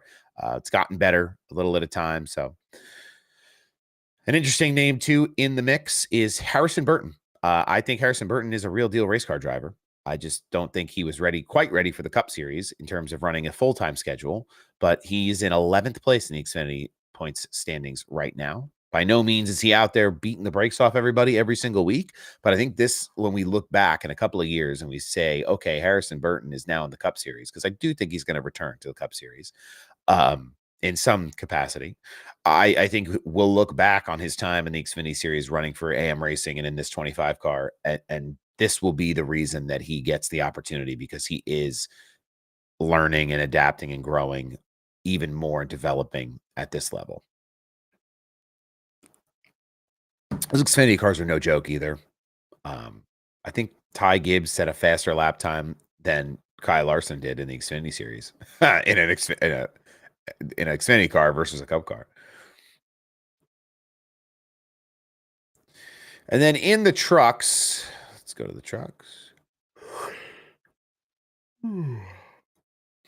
It's still Heim time far and away. He's 200, it's 133 points ahead of Chandler Smith. Daniel Hemrick, Grant Enfinger, Tyler Ankrum, Lane Riggs, Caden Honeycutt, Ty Majeski, Jake Garcia, and Stuart Friesen, all in the top 10 there. Ben Rhodes, Giovanni Ruggiero, and Raja Karuth wrap up the top 13. Tanner Gray, Matt Crafton, top 15. So interesting things there. Everyone is at Pocono. This is a big weekend at Pocono. Trucks, Xfinity, and Cup. Friday night, you will get Pocono. Pocono Trucks at 5 p.m. on FS1. Pocono Saturday is the Xfinity Series. You can watch that at 3:30 on the CW. And the Cup Series will be live from Pocono Raceway at 2 p.m. on Amazon on Prime, baby. All right, cool. I was going to throw up the interview I did with Sky, kind of fill up the last hour of our show here. Actually, we're getting we started at 8:30, so we're an hour and 15 in. What do we all think of this new iRacing update, by the way? Are we happy with this? Also, too, I made a mistake in here. And I have to add a scene to this. And it's kind of a pain to do. It's kind of a pain to do live. What do we think of the new iRacing update, Gen 4? What do we think of those Gen 4 cars? I've been having a blast. I finished second to somebody, which I did not have a blast doing that. But I wasn't going to wreck. I wasn't going to wreck the guy. Okay. So I wasn't going to wreck this person to win a week 13 race. I wasn't going to do it. I was on the bottom lane. A lap car pushed him to the win, which I think made me more upset than losing the race, is that a lap car is the reason I didn't win the race. But it was unfortunate, the way these Talladega races go. You lose some of the help you need at the very end, usually in some kind of an accident. And yeah, just not ideal for me. But they've been a ton of fun. They stick to the ground. They have such grip on the track, especially at super speedways. You have to really upset those cars to get them up in the air or to get them, spun around backwards. And even when you're trying to drive through a wreck, I've noticed I've had a little bit of a better, knock on wood, I've had a little bit of a better time driving through some of the incidents. The cars are a little bit easier to predict. Okay, wrecks go up, wrecks go down. You can see the way the cars are rolling a little bit differently. I don't know, something about it. I've really enjoyed it. I'm actually doing I'm actually doing upgrades to my computer because of the iRacing updates recently. I cannot run AI seasons on my device right now. So for those in the PC building world, I was like 10 updates behind in my BIOS settings yesterday. So we updated that. I'm running on some antiquated CPU technology from AMD. I'm upgrading that with the AM4 plug for those who know what that is. This is the last generation of AM4 motherboards, chips for motherboards. So there's a handful of really good CPUs out there. Hard to get a hold of right now. Very expensive, even if you can find them. So we went with not the best, but the second best. And then I'm getting a graphics card from a friend of mine who's upgrading his graphics card. So he's going up to a 5090, and I'll be going up to a 3070 from my 2080. So just, I only really run iRacing and a couple of other games. I love to play like strategy games like Age of Empires and things like that. So I'm not really using the computer like in a high demand kind of way. So hopefully those things will be done by the middle of July and we'll be back up. How do we feel about the Ferrari hypercar that got DQ'd from the 24-hour du Le Mans? I don't know much about what even happened at Le Mans.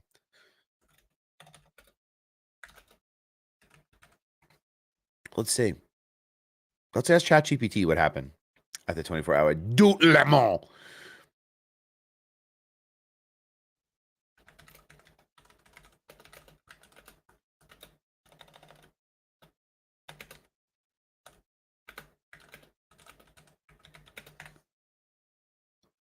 Is that the car that won? They DQ'd the winner or just a Ferrari? All right, we're gonna read from Zedur Le Mans on the Chat GPT. Okay. Winners: Ferrari number 83A, of course, Corsa, driven by Robert Kubica. That's not a name I can say. Yefei, Yefei, Yefei Yi, and Phil Hansen. This marks Ferrari's third consecutive win in a different car and lineup, the first ever privateer triumph since 2005. Robert Kubica became the first Polish driver to win Le Mans, while Yi is the first Chinese overall winner. Kubica's grueling efforts, driving 10 hours across multiple stints and battling a gearbox issue, delivered the biggest victory of his career. Ferrari held off number 6 Porsche Penske by 14 seconds after running 387 laps. There was drama. Ferrari number 50 of Molina Fuoco, Fucoco. Sorry, guys. I mean, Nielsen, those three drivers. That car was disqualified post-race for a technical breach. The right wing deflector was too high and missing screws after initially finishing fourth, so they got the DQ, just like Reamsey's saying here in the TikTok chat. The number 83 car also received penalties during the race, but overcame strategy challenges and a safety car late pit stop. That was in the hypercar class. Winners in the LMP2 class, the class that never sleeps. Into Europol competitions, 43 Orica team. I'm going to stop saying these names. I'm not even going to try anymore. After fluctuating between second and first, they reclaimed the lead in the final laps. United Autosports won the LMP2 Pro-Am with Oliver Jarvis, Nolan Siegel, and I thought I was on a hot streak. Bijoy Garg, Bijoi is the first name there. Sorry, guys. Listen, I have a i7 with a 7,000K with a 4070. I updated to. I've always been an AMD guy. I guess it's just because I like to use my PC as a space heater in the winter. But yeah, I got going as an AMD guy years and years ago, and that was kind of the path I took. But I think some of the new tech is really, I don't know. I would love to upgrade to a 40 series GPU. I'm just not. If it's for free, it's for me. So the 3070 is something that I can definitely get down with. Um, and the new CPU is a AMD Ryzen 7 5700X3D, which I didn't know existed before yesterday. Now I have one on its way to me from Germany. Um, Apparently they have like better cache rates and different, like, it's able to render 3D objects better in gaming when you pair it with a better graphics card than the 2080 I have now. So I'm hoping that at least for now the 3070 will be kind of a workhorse. And then ultimately what will probably happen is when GTA 6 comes out in 2 years from now or whenever they release that game, um, I will probably upgrade again, especially that this one I got for freeze. So,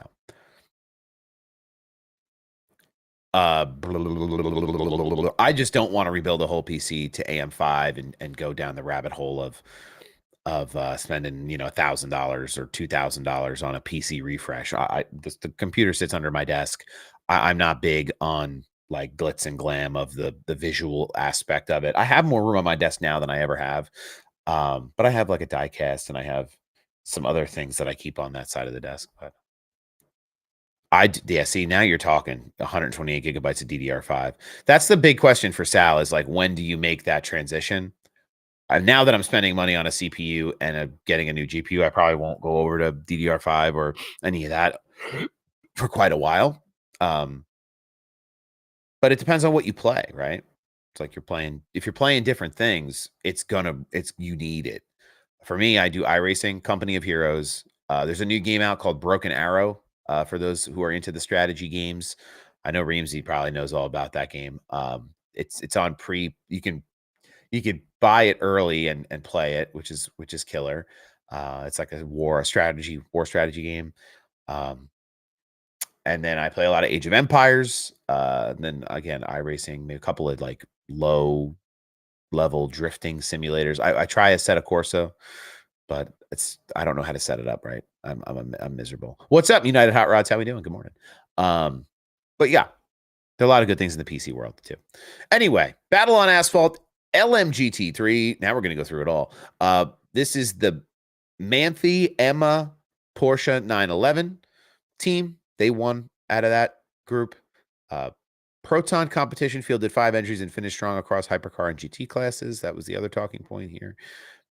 And then there's a couple of more. Ferrari's hat trick. A privateer Trump caps a trilogy of wins, signaling a potential new dynasty in endurance racing. Historic milestones. Kubica's comeback from his career-ending 2011 rally crash resonates deeply, and it echoes themes of redemption and endurance. Yi's win carries global impact, representing breakthrough diversity in top-tier motorsports. The power play in LMP2, a final lap showdown, showcased how strategy and resilience matter just as much as speed. The technical drama from the 83 gearbox woes to the 50s wing debacle. This race was as much about engineering and excellence as well as it was driving skill. Class competition, the GT3 series saw fierce action, highlighting the depth in the field beyond headline-grabbing hypercar battles. There you go. Perfect. Bang, bang, bang. I'm not a WEC guy. I don't really follow it a ton. World Endurance Championship, right? That's what that's supposed to be, or right, or any of that. IMSA. I'm not a big IMSA guy, so I try to stay based. And then they run 60s miles cars. So I tried to set up the drift compounds. Those have always been like the big ones for me, is trying to drift. I always say that like drifting to me seems to be the most financially viable pathway into the motorsports world. Oh, by the way, thank you for the gifts. I'm just seeing that now. I appreciate it, Reamsy. The drifting scene seems to be the most viable into the motorsports path for individuals who want to drive. So I try to learn the fundamentals. I don't think I'll ever end up sitting in a drift car to drive. I would love to have an experience. This is a content series I'd like to do where it's like day one of me posting random facts about motorsports until we hit 100,000 followers or someone lets me drive their race car. Like I've thought about creating a series like that, and just trying to pander to whoever would let me get into their car to just see what it's like. I raced go-karts when I was a kid, but that was really the extent of my real racing experience, I guess. It is currently scheduled for the weekend of September the 13th. You can find the schedule for that race on wallstadiumspeedway.com. I would recommend keeping up with the website because it might, I don't know if it'll change, but that race in particular, the Martin Truex Senior Memorial Race, um, they picked dates deliberately and had to change dates around and move all kinds of things to make that happen, for the family, which is going to be, I mean, it's going to be a great event, but I would just keep up with it on the website as well. But it's right now it's scheduled for the weekend of the 13th of September. I will be there, hell or high water. It's my dad's birthday that weekend too. So hopefully I'll bring him out to the track. I'll be in the booth for that race, I hope. We'll be back at Wall Stadium Speedway this weekend in the booth. Earl Krause will be at Pocono, I think. So I'll find out more about that this week. But you might get Sal calling all the races at Wall Stadium this weekend. I don't know yet, but it should be exciting.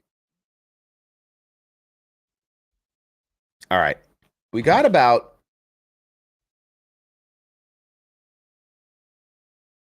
I don't know when we started. I have an hour and a half in. Okay. How many laps is the race? I think they're going to do,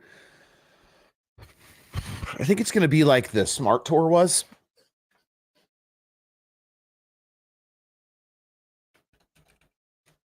I think they have it on. Let's see. So all these got rained out.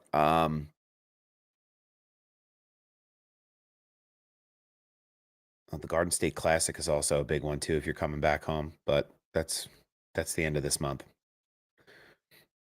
Oh, they're starting to add rain days to this, huh? That's probably smart. It has been raining all over the place. So the Cliff Krause Memorial is August 16th. That's a 127 lap feature. And then you'll get the Martin Truex Senior Memorial 156 lap race. That's very nice of them to do 156 laps. 56. Very, very sneaky. They don't have a ton of details on there, but it says more event details coming soon. Tour Mods will do 156 laps. They'll have Legends and INEX, and they'll also have TQ Midgets. Same kind of deal as it always is. Grandstands opened at 4, features begin at 7. So you'll get that. We'll get that chance moving ahead. But it's been raining a lot at Wall Stadium the last couple of weeks. Father's Day got rained out. There's been a lot of, the weeks before that after opening weekend, it's been tough. I was there one weekend to start the season. This past weekend, I couldn't make it, but it ended up raining anyway on the track. I saw a post from James Blewett, just a photo of that car running on track. The cars were on the track, and the rain is just pouring down onto these. It looked like somebody threw a bucket on them. So everyone in the Northeast short track racers have been suffering from this weather thing. They did get a good race in at Riverhead this weekend. That was in the Smart Tour series. Didn't rain up there, thankfully, but it's been really tough along the Jersey Shore, just every single Saturday. It's like Seattle, New Jersey right now. It's very agitating. But do we want to see some of this interview? It's an hour and 22 minutes. I probably won't play the whole thing. Are we interested in that, or is that something you all would like to see through on your own time on Spotify?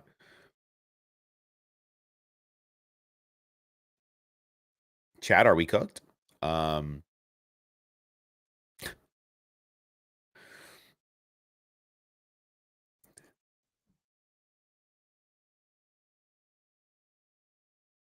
What's going on with this?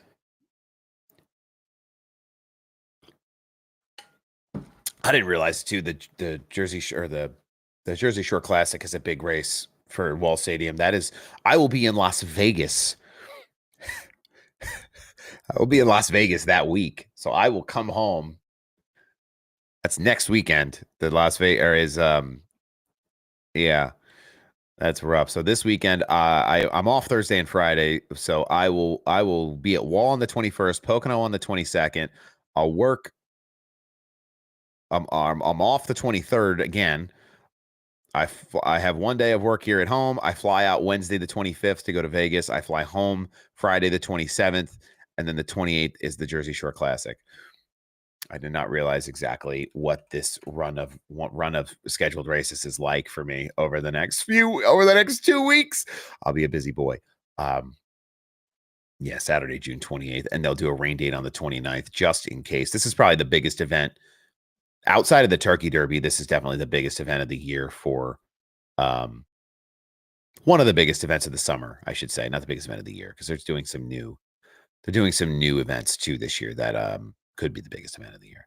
But the Turkey Derby is in November, but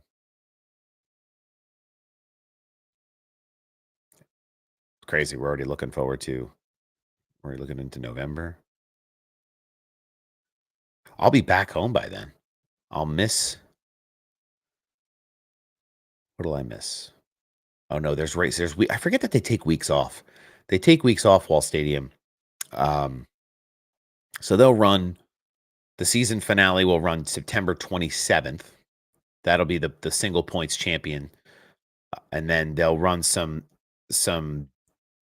one-off events, and then they'll do Turkey Derby as its own event in November, which is perfect because I'll have gone to Las Vegas again and come back by then.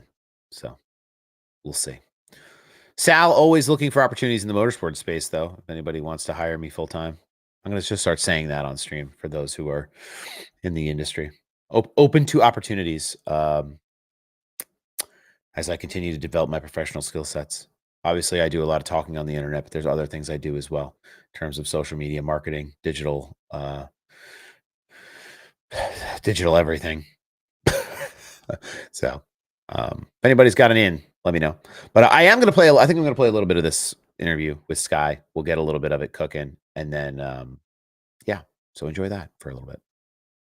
There's the NASCAR river, the NASCAR lake, the NASCAR ocean, the NASCAR moon and sun, and then there's NASCAR Sky.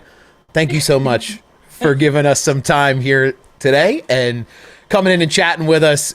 You are pretty well renowned in the community here, and as soon as we started doing these, it was like, hey, how do I get a hold of you? And I know you're like busier than a one-armed wallpaper hanger out there running around doing all these different things I see online, but I'm glad you're here. Thank you for coming in. Yeah, thanks for having me. That was a really good opening. I'll give it to you. I haven't heard anything like that before, so I try to keep it interesting. But yeah, so tell me a little bit about I know you from the internet, like a lot of people probably see you online. Tell me a little bit about you. How did you get into the motorsports space? Is this like a deal where I like cars, go left, or was there like a family influence? What got you into this whole world to begin with? it definitely was family influence. I grew up a Mark Martin fan. My dad was a huge fan. Like I always said, the Daytona 500 was like a holiday at our house. Like all the kids are sitting down and watching it. I might not have caught every single race when I was like 4 or 5, but the important ones I was always there for. My dad took me to my first race when I was 6. Been hooked. Like he's really the whole reason that NASCAR Sky's even a thing, really. No, I mean, and I feel like that's where a lot of people get that. Even for me, like when I was young, Daytona 500 was the same weekend as my birthday. So when all the dads would come over, let's have the birthday party. And then the TV went on and it was the Daytona 500 every year for, as many years as we did birthday parties. But it's like, I feel like a lot of people have that family connection. You said Mark Martin fans too. My dad was a big Mark Martin fan. It must be a dad thing. I don't know.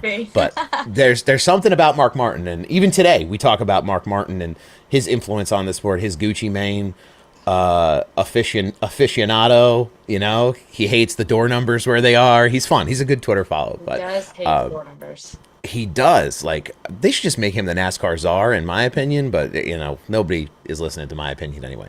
But I know you're a big Joseph Logano fan. You're a big fan of Joey. Now we're gonna withhold all 22 Team Penske slander for today. That's where it's this on this day we're putting our flag in the ground. So Joey Logano, great guy, has a certain driving style that a lot of people don't resonate with. What made you a fan of Joey Logano? Because I don't talk to a lot of Joey Logano fans out there, so I feel like there's a lot to dive into. I wish I had a more interesting story, but back in 2009, like during that period, Mark Martin was like retiring and unretiring and part-time and full-time. Like, he was doing all this stuff, and I was so hurt. I was so hurt about losing my favorite driver that Joey was a kid. He was 18, and I'm like, well, perfect. He's 18. He's probably not going to retire for a while, and that's literally how it happened. Like, I chose him because he was young. It was his rookie season, and then it's just been. But I'm also not a bandwagon. Like, once I choose somebody, I can't jump ship. So yeah, he's kind of crazy and aggressive sometimes, but it's like, that's my dude. Like, I can't leave him. The loyalty is for real though, because I know so many people who, like, even in recent years, a lot of people have jumped ship to the Kyle Larson bandwagon. And yeah, see, you could make that face. I made that face a lot at people where, yeah, I'm a this fan, I'm a that fan, and then a year or two goes by, and it's like, well, yeah, I like that 5 car. He's pretty good. Like, oh, wow, crazy how they got to that point. But I mean, it's just super interesting to. I've grown to enjoy Joey's driving as he's matured not as he's matured, but I guess as I've matured as a fan and appreciated his driving in his later years. Now I kind of understand it a little bit more. I still give him grief about the hair thing. What's going on with that? What's that about for people who don't know? I don't know. I appreciate that he even has the balls to do that, because he knew people were gonna make fun of him for it. But that's also, he's such a loyal fan. I can't. It's hard to even shame him. He owns it. I'll give him credit where credit's due. He owns the hell out of it. The commercials are crazy though. You know what, though? He doubles down. I love it. At least he's honest about it. People get work done all the time and then lie. Yeah. So. No, and you're loyal enough that you have a 22 tattoo. Not a lot of people I know have numbered themselves with NASCAR numbers. Now, I think we all sit around and think about, okay, cool, it'd be cool, but I don't think anybody ever gets to the point that they go do it. What's that about? What's that story? How'd that come to be? Well, here's the full thing. First of all, it's supposed to be in red, but it was a spur of the moment decision. I was thinking for a long time, like, I want to get a 22, and then I went back and forth on it because I don't like needles. And then I did it one day, and I forgot to tell him I wanted it in red ink. And as soon as he put black ink to me, I was like, well, it's black now. But truthfully, I did it mainly also because I'm NASCAR Sky. Like, I know that kind of sounds stupid, but people identify me by the 22, If not, I'm just a basic white girl walking down the street, so. I think you've become like identifiable online. I don't know. Like, every time I see something about Joey Logano and I swipe down 3 posts, there you are. Like, I don't know. You're just in the algorithm tied to a lot of Joey things. I mean, it's never too late too. That tattoo, is it filled in or is it just outline? It's just outline because I don't think I'm going to get it covered up, but I was trying to spare myself in the future. I think, now that's a smart play by a smart person to say, I'm going to do this, but maybe let's add that layered and even if you wanted to, right, you could get it filled in with the red, like you were saying. I color it with markers. I color it in red all the time. And there you go. You just got to get over that needle hurdle, and you're ready to rock. It was tough. I don't think I'm even getting another tattoo for a very long time because of how bad it hurt. It's on not even people that don't know. It's not even a Joey championship tattoo, like nothing like that. No, you're not one of those. A Mark Martin 6 on the other side. Ooh, the Valvoline 6. Yes. Yeah. But I don't know. I feel like my legs are unbalanced. Like, one side has it, and the other one doesn't. I don't know. I was thinking, like, what could I get on the other side? It's a disease because I'm right there. Once you start, it's like, okay, I have this little. This is totally off in the rabbit hole, but like when I started, it was like, okay, I have this one little thing, and it's like, well, it looks like it needs a friend. it's going to be lonely down there all by itself. And then before you know it, it's got 10 friends and you've got no more room to put anything on that piece of your body anymore. So it's, it's a slippery slope. I wish. Needles. I'm a baby, bro. Like, I can't. Like, the 22 hurt so bad. My leg was shaking. Like, it's kind of janky if you look at it close enough because I was in so much pain and it has deterred me from tattoos for a while. I can't. Save it for when he becomes a 4-time champ or when he retires.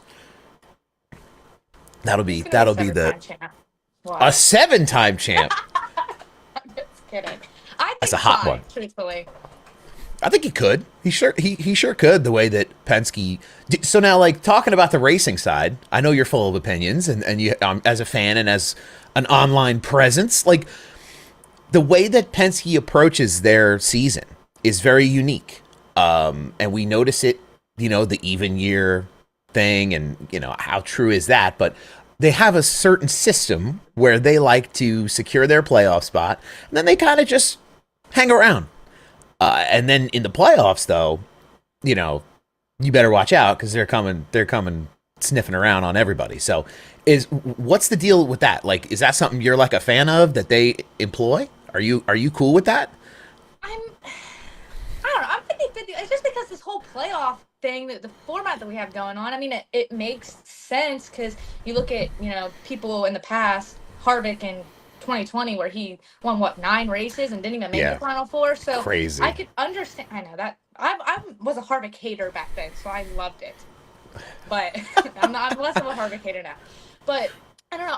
It makes sense, and it's working for them clearly 3 in a row, but I don't know. It kind of sucks, especially because I have to deal with the fans coming at me all season long, and then by the time they win the championship or whatever, it's like getting so much hate. I'm just like, whatever, bro. You've struggled through a whole season of hate because they win their first race in Atlanta usually, and then it's like, okay, cool. They'll win one more in the fall, and then another one in the fall, and then they're the champions.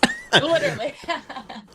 Do people give you a lot of grief about being a Logano fan? Like, for real? Or are they like, because I've seen people on Twitter, there's some real mushmouth people on Twitter that are just, if they had 2 brain cells to rub together, they wouldn't know how to start a fire. So it's like, and I don't, I like to go and troll on those people, but I'm sure you're a passionate Joey Logano fan.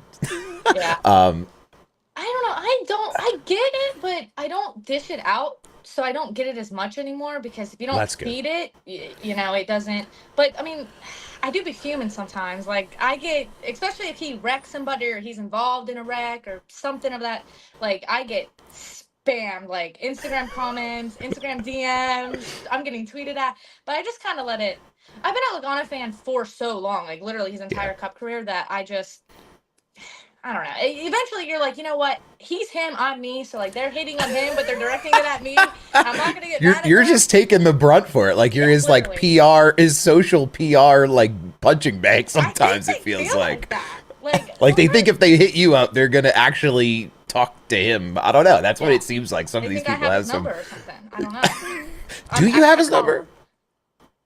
No. I've seen what's the wildest experience you've had, like, at the track trying to meet him? Because I've seen I've seen the stuff on social with, like, the teddy bear or whatever that was. Like, what you're doing it. Like, he knows you're there. So like, what's the wildest thing you did to try to meet him? The first time I ever met, this is so embarrassing. I don't even want.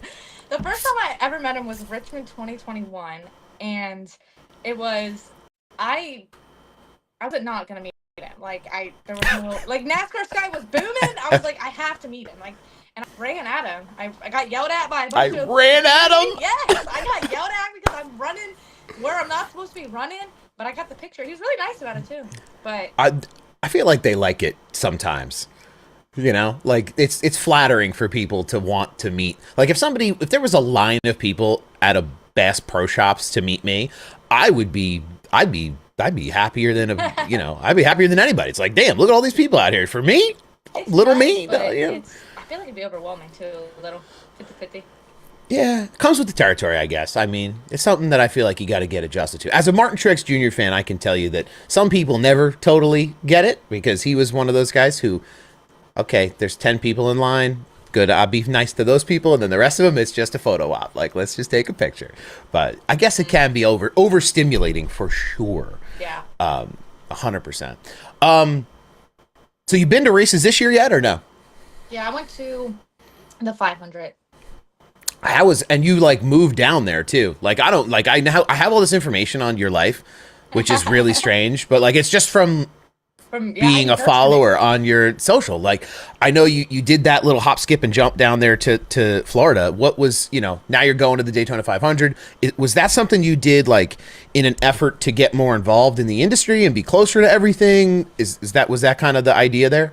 Yeah, it is exactly the idea, and the weather. I won't lie. Oh, I'm sure. Yeah, I love the warm. I'm from Maryland, and Maryland's like, it's 50, but you get all the seasons. I lived in Vermont for a while, got negative 40 up there. It's too cold for me. Do that again, yeah. Yeah. So mainly Florida, I'm down here mainly because of NASCAR, and it's, oh my gosh, it's like a NASCAR hub down here. Everything, like every person I meet, literally, I work a serving job, and one of the senior track executives, like, we're on a first name basis. Like, she knows me because she comes to the regular. Like, everybody knows somebody in NASCAR down here, so it's just been so good. And then I work with Academy Sim Racing, and they're based out of Tampa, so that's another reason I came down here. It's pretty much the main reason.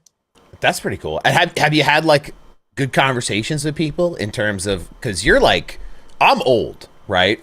So I'm 30, which is old to me. So like I feel like you got a little more run up. Like, have you had good conversations with people, like, as you're starting to venture into this world a little bit more, try to like do more? Yeah, but I do, but I also feel like people don't take me that seriously. Which, I mean, I get it. Like, I'm not, like, compared to, like, you or, like, the motorsports enthusiast, Taylor Kitchen, you guys post, like, what's type of, like, news, strategic like news type content. Yeah. I feel like what I'm doing is just a little bit different, I guess. I'm more of, like, I don't even know what I just call myself a glorified fan. Like, I don't know. Like, I think there's something to that, though, like a professional fan. Like, yeah. the world of the internet has allowed that to be, like, I think of the dude who, I forget his name. He's like a Toronto Raptors super fan, and his only claim to fame, I mean, he's like a real estate mogul in Toronto, but like that's, but that's his whole claim to fame, though, is that he's a super fan of something or someone. And it's like, I feel like if you rally enough people around you, you can make it a viable deal. Slowly getting people on board. It's just a game. People aren't used to it. And you're working doing the sim racing stuff, which I love that you mentioned, because it was on my little checklist of things to ask you about. I used to sim race a lot. When I started doing my TikTok account, that was what it was. It was every day I woke up, Monday through Friday, I run 3 C-Fix truck races on iRacing Official. I would be lucky if I didn't tell somebody I was going to show up to their front door and kick their teeth in. And then I would get chat banned. So that was my experience on iRacing for about a year and a half. And I got real deep into the setup, like the Moza and everything behind me. And you're working with Academy Sim Racing, which I know nothing about. I know that you are affiliated with them, so the marketing is working. So whoever the marketing person is over there, keep this partnership going. What's the deal there? What's going on? Yeah, so Duncan's the main guy. He's the owner of Academy Sim Racing, and he started his own little business. He's trying to get it up and going. He pretty much just helps me when I have a lot of questions, because I never even played video games before. So jumping straight to like sim racing was like, I was a fish out of water. I had no idea what I was doing most of the time. So he's always there. He like can jump on the sim and like help me, because I don't know, I'm just a mess. There's a lot of settings. Yeah. There's a lot of things to look at and adjust. Too. What are you streaming on? Are you like a Twitch person, a TikToker, everything? TikTok, Twitch, and YouTube, I guess. Okay. And what are you using like to get yourself on track in terms of like sim rig equipment, the hardware? I don't know what you mean by that. Like Fanatec or Logitech? Yeah, Fanatec. Yeah. Fanatec? Okay, cool. And you've had good experience with that stuff? Yeah, I mean, I can't complain because I can't compare it to anything, but it's been good so far. I mean, they had this weird update, and I couldn't figure it out for like a week. I'm like, why is my steering wheel not working? Had to call in the big guns, because I was like, buddy, I've done everything. Call in the big guns. I love it. Yeah, I used to hear... Said everything. I've heard horror stories about every brand, but I'm always curious what people rock. I used to race in that Stream Team Racing League, and guys had every single type of things you'd never heard of, things I've never heard of, and it's like, damn, you could really get in the weeds on some of this sim racing stuff, the settings and the setups, and it's like it's definitely good to have a partner like that who can help you like navigate it, because it's like otherwise you'll just be slow forever, which is what I was for the first almost year that I raced. Like it's like, okay, Legends cars. Like, did you start doing those? Like, have you ventured into any of that yet? No. I mainly just do street stock, if I'm being honest. I need to. Everybody be dogging me all the time, but I like my little street stock. I got a Jets. I love them. Color or a Jets scheme on it right now. It looks good. I forgot you're a Jets fan, huh? See, and that goes back to the bandwagon thing. Not a bandwagon. I mean, I'm a Jets fan. Like, loyalty is very real. I'm from Jersey, and I grew up in a split household, Giants and Jets fans, and those Jets fans, I tell you what. Oh, so you're a Giants fan? I am a Giants fan, which we're all in the same boat right now, except the Giants are rebuilding their pass rush a little bit. You guys got Russell Wilson, yeah? Yeah, we got quite a quarterback room. I think Justin Fields is the better choice, personally. There's more future. Yeah, whatever they paid him, it doesn't matter, because they need a quarterback that can actually be developed there. Even though I would not be a Pittsburgh fan, I'll say that. Oh, I was just talking to somebody about this morning. Rodgers' head looks real squeezed in that new helmet he don't like. I don't know. He's a He's a diva. Like, I don't care. He's a diva. He's a diva. Exactly. He is a diva. I'm so glad that he is gone. And then he's already talking about, oh, I'm not gonna go to these practices. Or oh my god. I'm like, you Pittsburgh fans, you have him.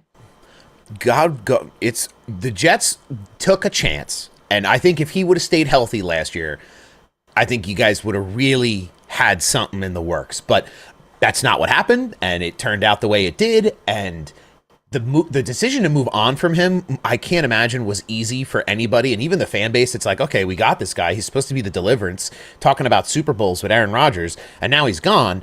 But I think after this season, when he plays for Pittsburgh, I think all the Jets fans who were kind of on the fence will kind of breathe a sigh of relief, because it's going to be I think it's going to be an adventure for them. I don't think he's going to play more than half the games for them, but that's a whole nother deal. It's a mess. So street stocks, are you doing them like officially, or are you doing like AI races? Like how have you like entered into this iRacing pipeline that you're in right now? I do officially, but I just started test driving for a very long time. And then I was like, I'm still very scared. Actually, I'm less scared than I used to be, but I'm still very nervous about racing near people, because I don't want to wreck anybody, because I'm not that good, you know? I don't want, they get mad on there. They do. And screaming and say, you, like you said earlier, like they be saying crazy things. I try to tempers get high. It's a mess, but I did a little bit of the AI stuff. It helped me out. See, that's something I didn't even know about until like probably a month or two after I started doing it, but that helped me out getting used to racing around people. So I really like that. But I have a race officially pretty much every day. There's the AI tools on there. I learned from watching during COVID. I started getting into it, and I was watching Anthony Alfredo do iRacing vlogs on his YouTube channel, and like he said the same thing you said, where like for the first 6 months, all he did was test drive. He didn't even know he could do official races. So he had just been test driving around and around and around and around and around. Like he thought that was the only option, and he was having a blast. And then he got into the AI stuff, and then obviously he does sim racing or sim testing for Hendrick now and for a bunch of other things. He's in that's a whole nother bag of potatoes. But you know, the AI stuff has come so far on iRacing. I don't know, like the people who are going to listen to this, like it is a whole different world where the AI cars don't just avoid every single opportunity of contact. Like it used to be that way, where they wouldn't contact you at all. And now they'll make you work for it a little bit more. So that's always been my thing, is like I build out AI seasons where it's like, okay, I'm going to build out a legend season, a mini stock season, a street stock season, a modified season, a super late model season, and then run them all. And then, okay, when I get into the officials, I'm faster.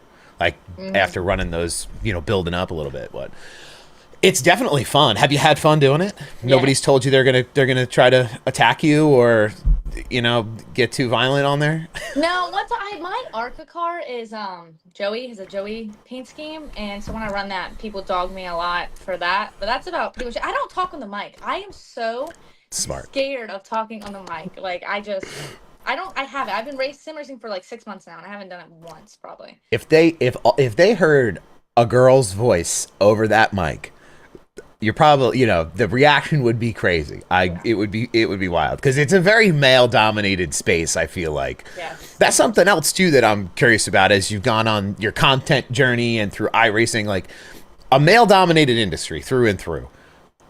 What is that like for you as you try to like emerge and have the social presence and do the iRacing and have conversations? I mean, for goodness sake, you're moving to Daytona to get closer to the sport. What has that been like for you trying to get ahead? It hasn't been too bad. I mean, I definitely do get, I don't know. Like I said, like I said earlier, people just don't take me as seriously, I don't think.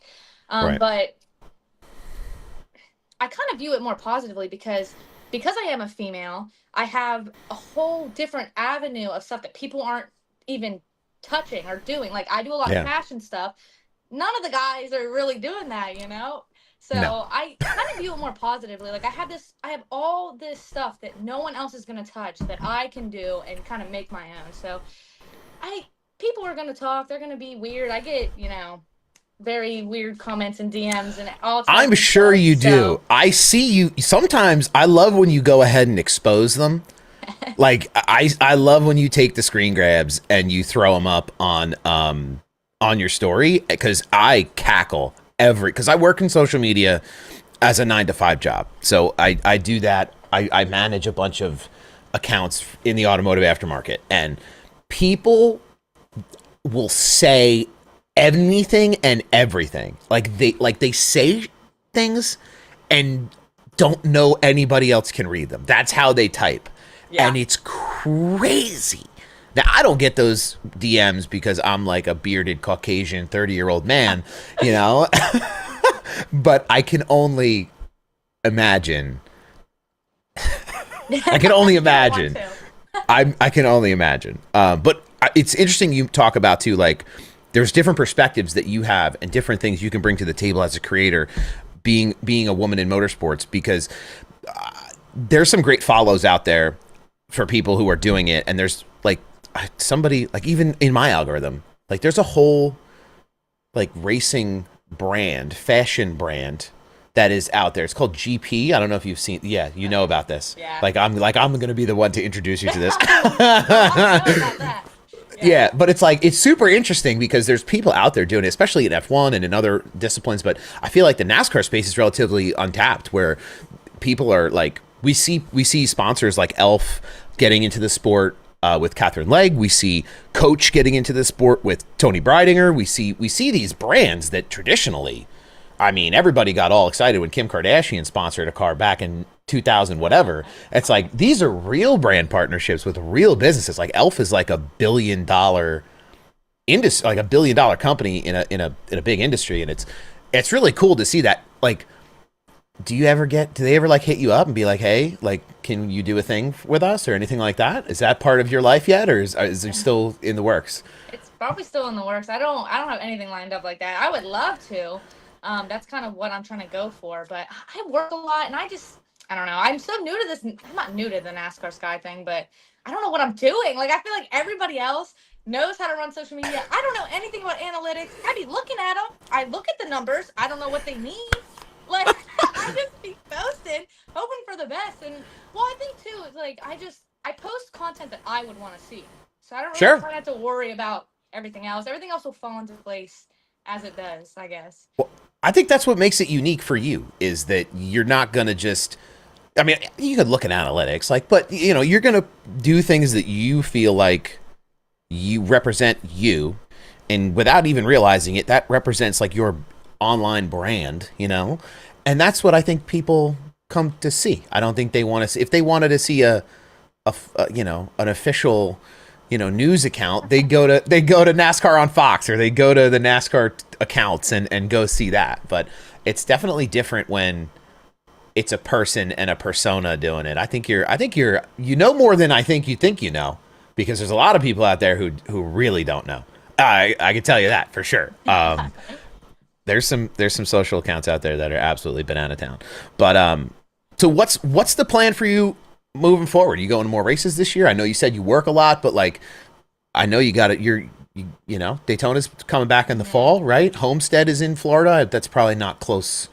That's probably not as close as it sounds in my head, right? 3 hours, 4 hours, Miami. Yeah. Atlanta, a couple other places in the Southeast there, I'm definitely going to the second Daytona race for sure. Well, I work with Master Gas. That's a podcast, and we're gonna go. Oh yeah. I think we're shooting to try to go to Phoenix, like, on the media side of things. So Championship Phoenix. Yes, Championship Phoenix. Hey, all right. We'll see though. We'll see. And I think they want to try to meet up at a race this year. I don't know. They just tell me, and I'm like, all right, I'll take off work and I'll be there. You do like a tweet up podcast thing. That'd be dope. So what has that been? So I see the clips on the internet, I think, like everybody else, but what is your experience doing like podcasting like that?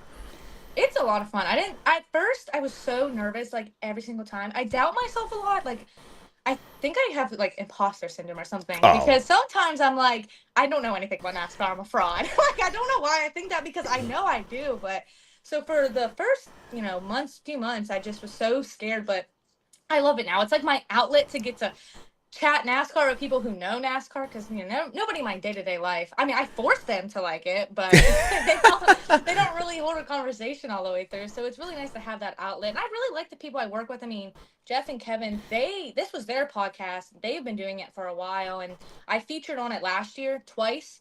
And then they were like, hey, you know your stuff. Like, we would love to have you join. So it's been just such a fun time. I've been learning a whole lot, and I don't know. I really enjoy it for sure.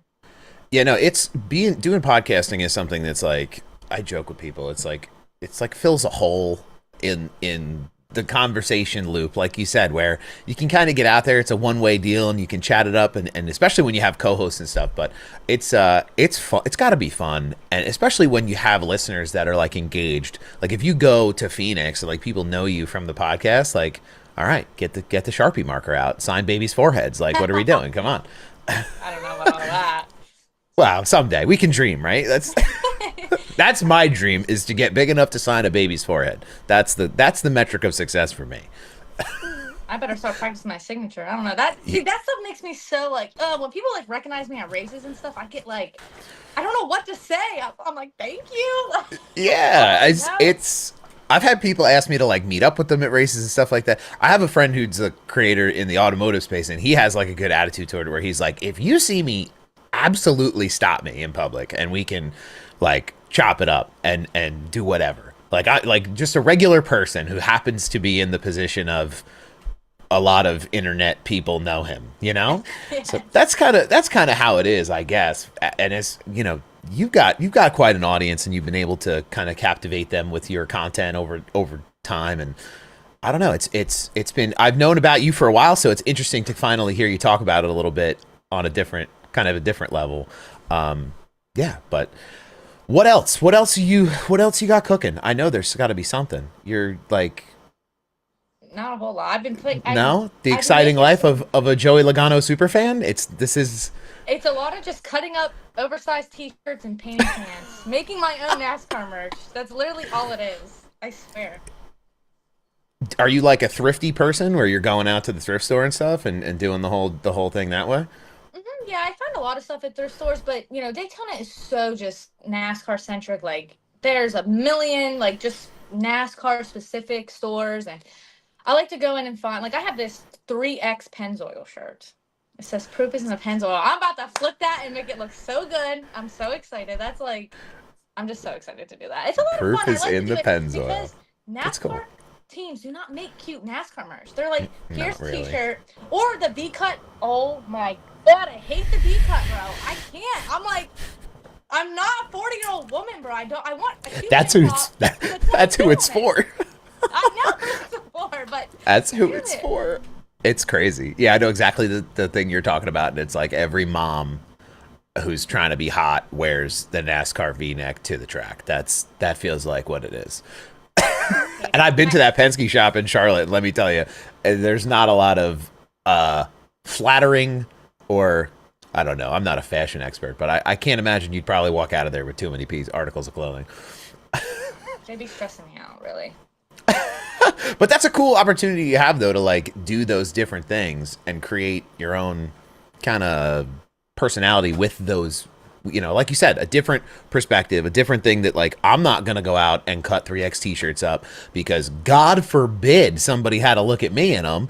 I'd probably fill the 3X t-shirt instead of making it like a, you know, a thing, you know, you want to cut it into a halter top? I don't think that would really work. I don't, you know, maybe I wouldn't garner the right kind of attention. I don't think people be looking at me the wrong way for the wrong reason. But I mean, you're in Daytona. Have you been up to Charlotte to do any of that fun stuff? Never been to Charlotte. Not once. I know. I know. I want to get up there so bad. There's so much I want to do. I need to just do it. You're convincing It's me. fun. You take a trip for a week. I've been down there twice for a week at a time. Because I, you know, like you moved to Daytona, I've thought about moving to Charlotte, and it's like, you know, okay, let's go check it out. Let's go poke around. It is like you died and went to NASCAR heaven, though. Like everywhere. Like this shirt, I got at a thrift store for like $10. Like, I mean, I didn't even it's notice like it was 24 until now. Cute. Oh yeah, I could swim in this thing, but like I saw it at the, like they have old like mills and factories in North Carolina, I guess, that are like no longer in operation. So they go in here and they set up these little flea market booths, and people like rent them out and sell everything. Like when you're walking through these booths, like there's a Buddy Baker fire suit hanging up. Like that's what, like just casually, like 2 or 3 of them. And it's like, if people really knew, like big fans of the sport, like really appreciate the history of NASCAR, you're like looking at that and you're like, shouldn't that like be somewhere else instead of this dusty factory? Yeah, like shouldn't somebody put that somewhere moths can't eat it? Like, you know, like Have you ever been to Daytona? I have. I went. Oh Lord, you talk about embarrassing stories. I did. I went to the 500. Not this past year prior. Did you go to the flea market? I did go to the flea market. Oh, I'm gonna knock my whole desk over, turning around. There's some good stuff there. I bought sheet metal there. My little David Reagan piece behind me. Yes, they do. I got that. They love selling that sheet metal. It's a problem. I have an addiction. Do you have like a sheet metal collection yourself yet? No. Oh wait. I know that once I start, I know it's not. I have a piece. I have a piece on the other side. I have a piece on the other side of my desk here. It's the whole right rear quarter from Truex's Clash car one year. Oh. And yeah, it's dangerous. It's like, oh, a couple $100. Like, yeah, that'll look good on the wall. And then you just swipe the credit card, and then you're in debt. Now you have $1 million. And then you have a house full of parts enough to build the car, which is a great time. I could build my own cup car. I really want some. I would love to have a Logano one. You know, it's really like a Facebook Marketplace. Honestly, I bought a gas can. I don't know. Is that behind me? Yeah. It's like the gas can behind me.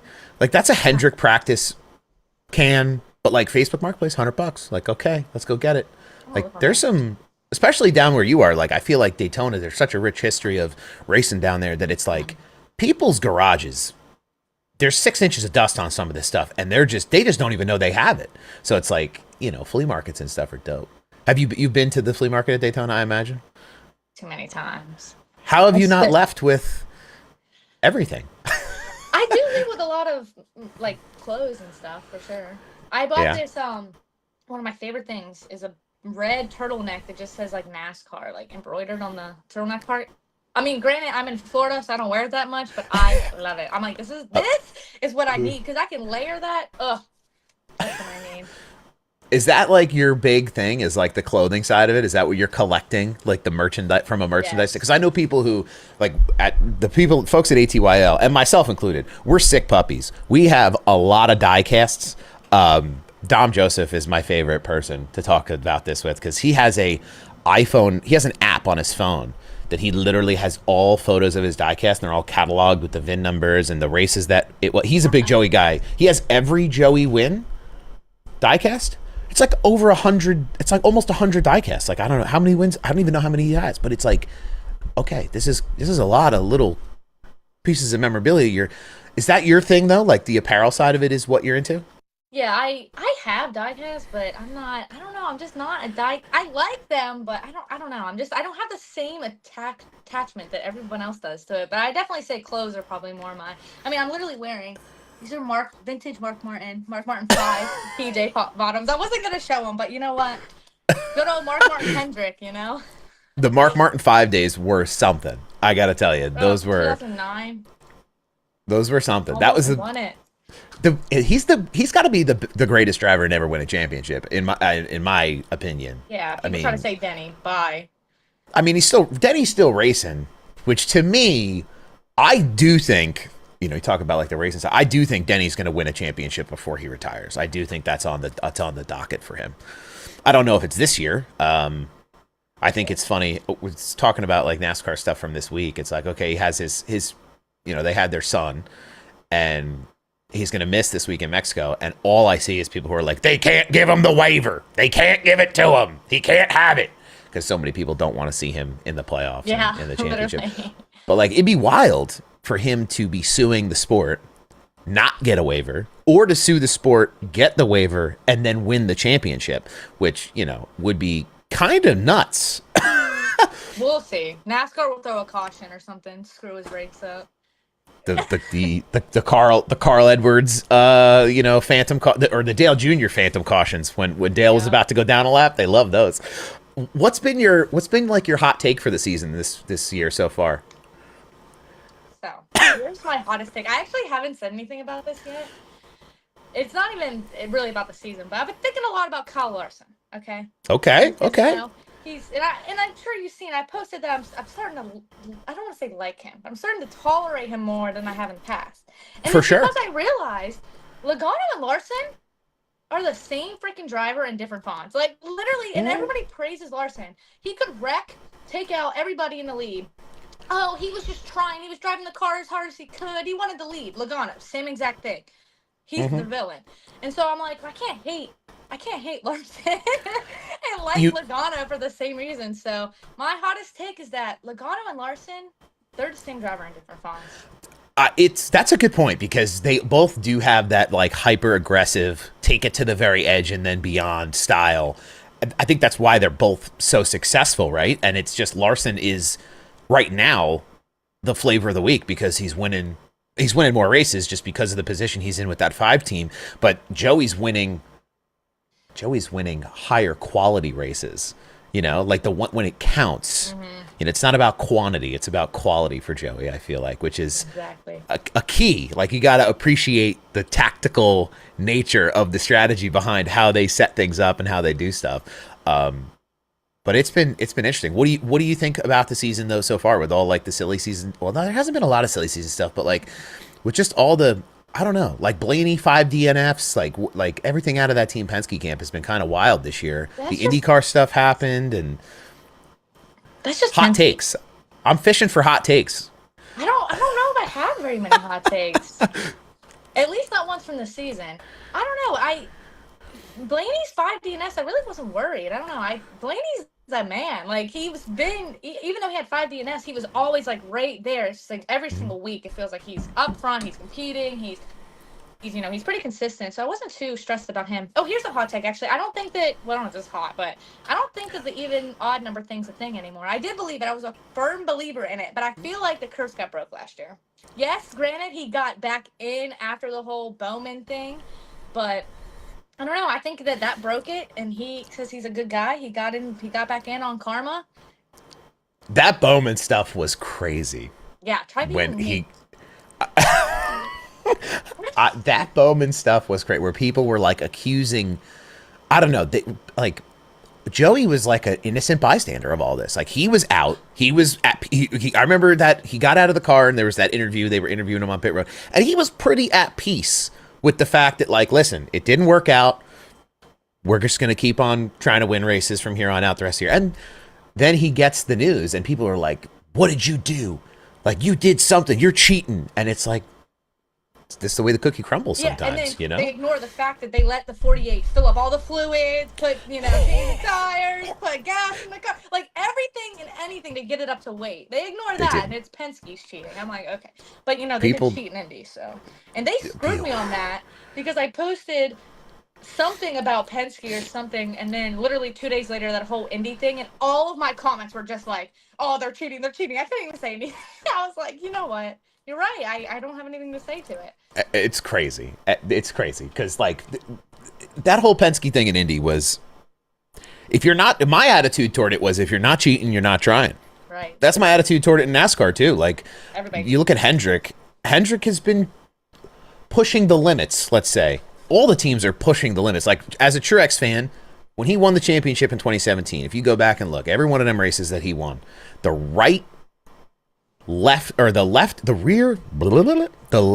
rear, like, part of the car behind the tire is crushed in on every single one of those cars.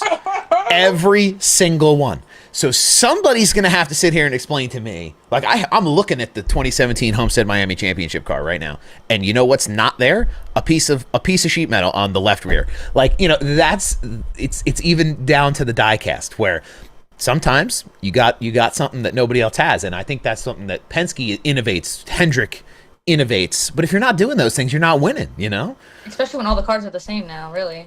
So in IndyCar, I think it's even worse.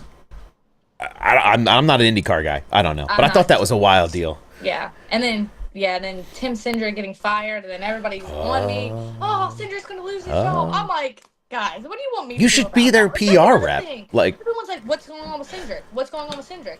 How am I supposed to know? Like, they're calling you. Like, they're calling you up. Like, hey, tell people this.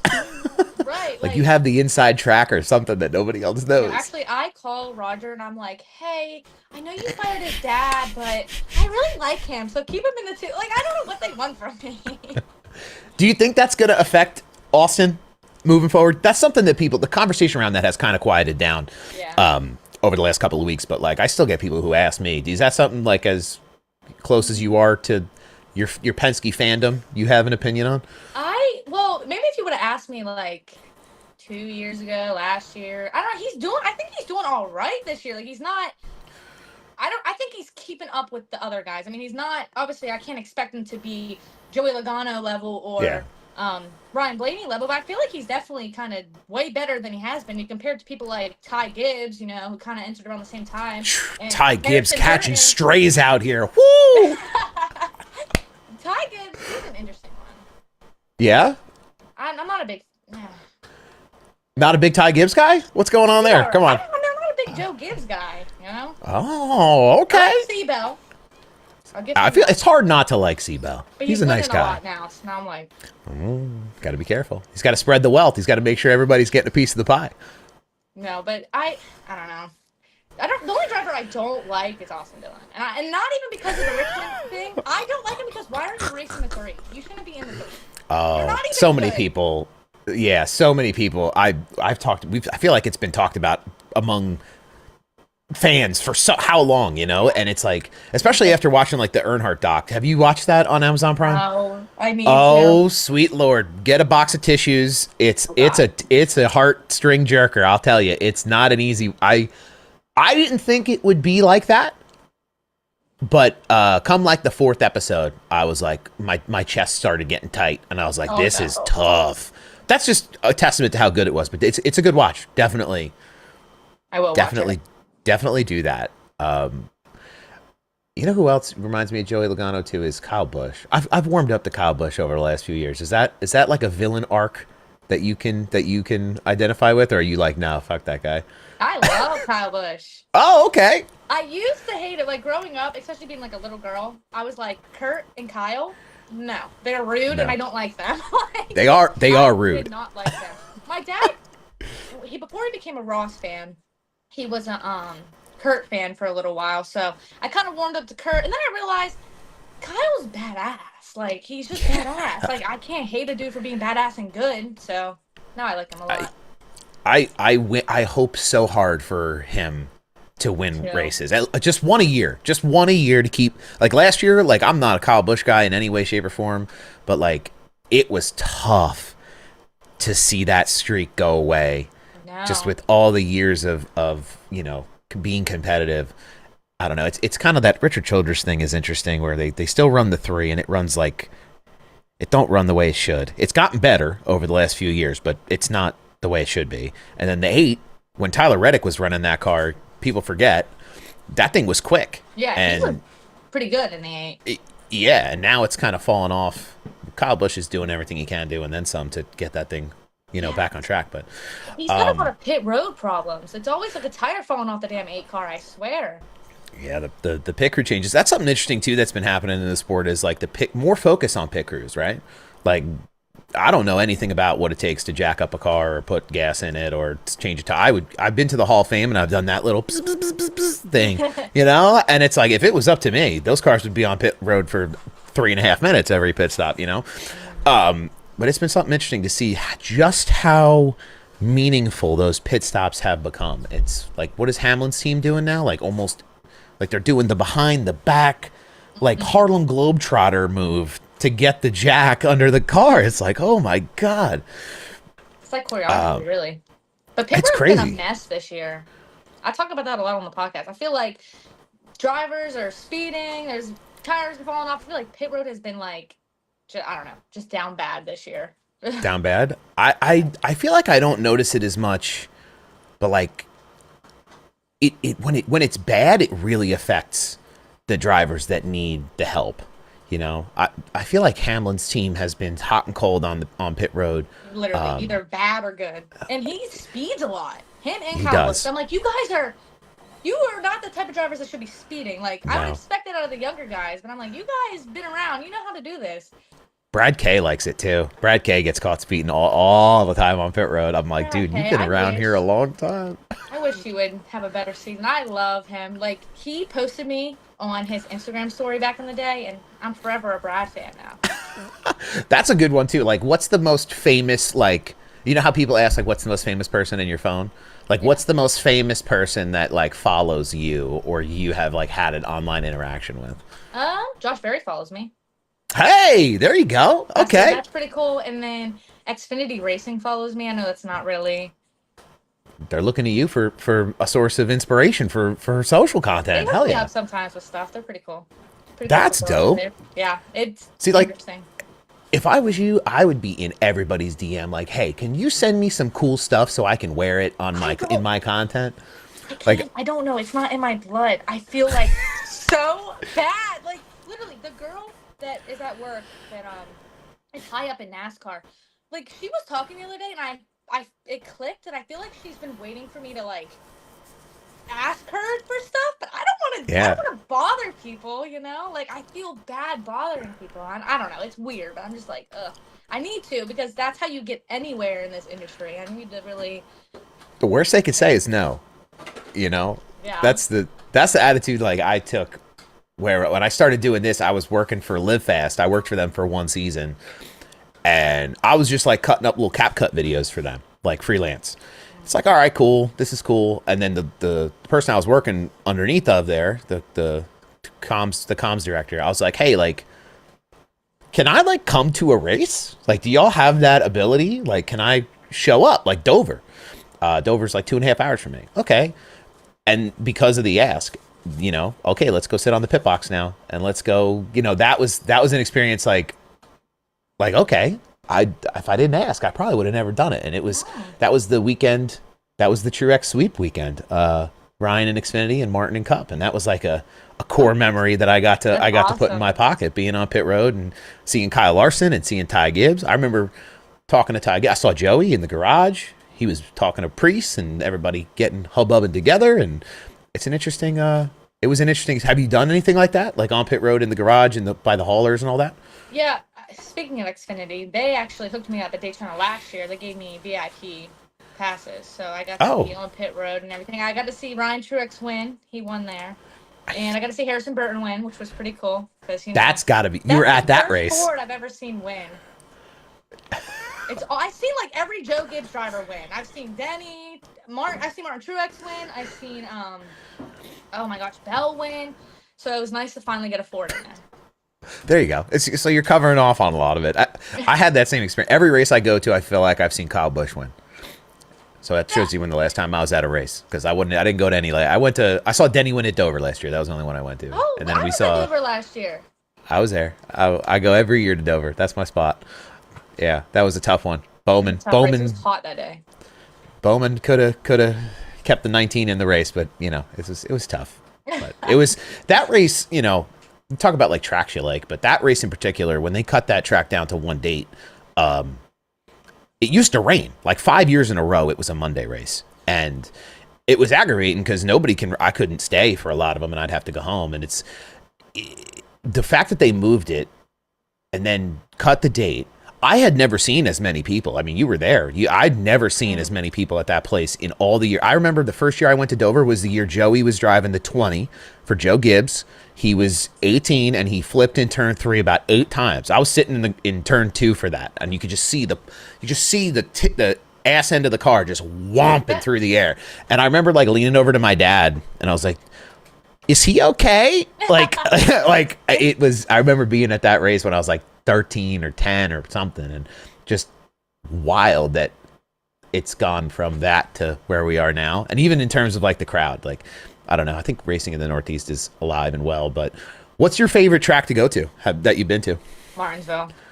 God, really? I love Martinsville. I used to be a super speedway girl. Like I only liked those. I don't know what I was on, but I love those. I hate them now. But Martinsville, oh my gosh, Martinsville was just such a fun time, being that close to the cars, and I was there for Ross Chastain riding the wall, and that really sealed it for me. That had to be crazy. The video game I didn't even know move? what happened. I was so confused. I don't think anybody knew. Everybody was like, what the fuck? That's wild. So what's like the core memory for you going to races over the last couple of years? What's one that like is the tip of the top of the list of things you've seen? I would say that probably the riding the wall. Seeing Harrison Burton win was really cool, just because his dad was up in the booth and everything. So obviously being a big Penske fan, obviously Wood Brothers, Alliance, Penske, whatever. But that was the fourth car. I would say those two. I mean, I was so excited over Harrison Burton winning. I don't know why, but it really made. I like Harrison Burton. People give him a lot of grief, but then the 21's so good this year. So like, well, I don't think he was as good as Josh Berry.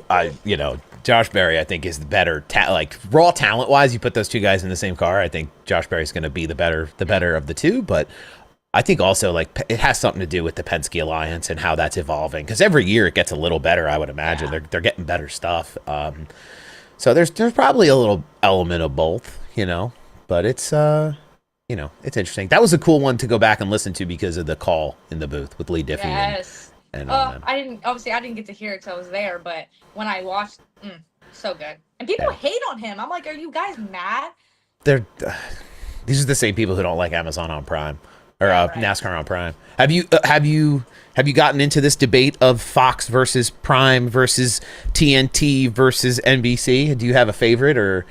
Well, Fox was horrible this year. I don't think seen them be this. I mean, they've been steadily going down, but this year was the worst. Where were they at? Dega or whatever, and they asked Larry Mack a question, and then they just like cut to that weird like the big one if they come in. I was like, what the hell is this? Like, cut Larry Mack off. I was so mad. I was like, this is so bad. I don't like Harvick and Clint. I feel like they like kind of like are mean to each other, or like they have some weird tension. There's some energy in that booth that's a little strange sometimes. And Harvick, like, I feel like he has like certain drivers or certain teams that you can tell he is not a fan of, and the way he talks about them, I'm like, buddy, like we should be nice to everybody or be mean to everybody, one or the other, That's funny. That's funny that you say that, because that's so true when you will go back and you listen to some of those broadcasts. I think they put whiskey in their coffee in the production trucks for Fox, because the Coda race this year, as they were coming to the finish when Bell, Byron, and Busch, I think it was like the third or it was almost the finish, but as they're coming down to the final laps, they cut to like the turn that goes into the stretch, the start finish, and they cut to this shot of the back of the bleachers.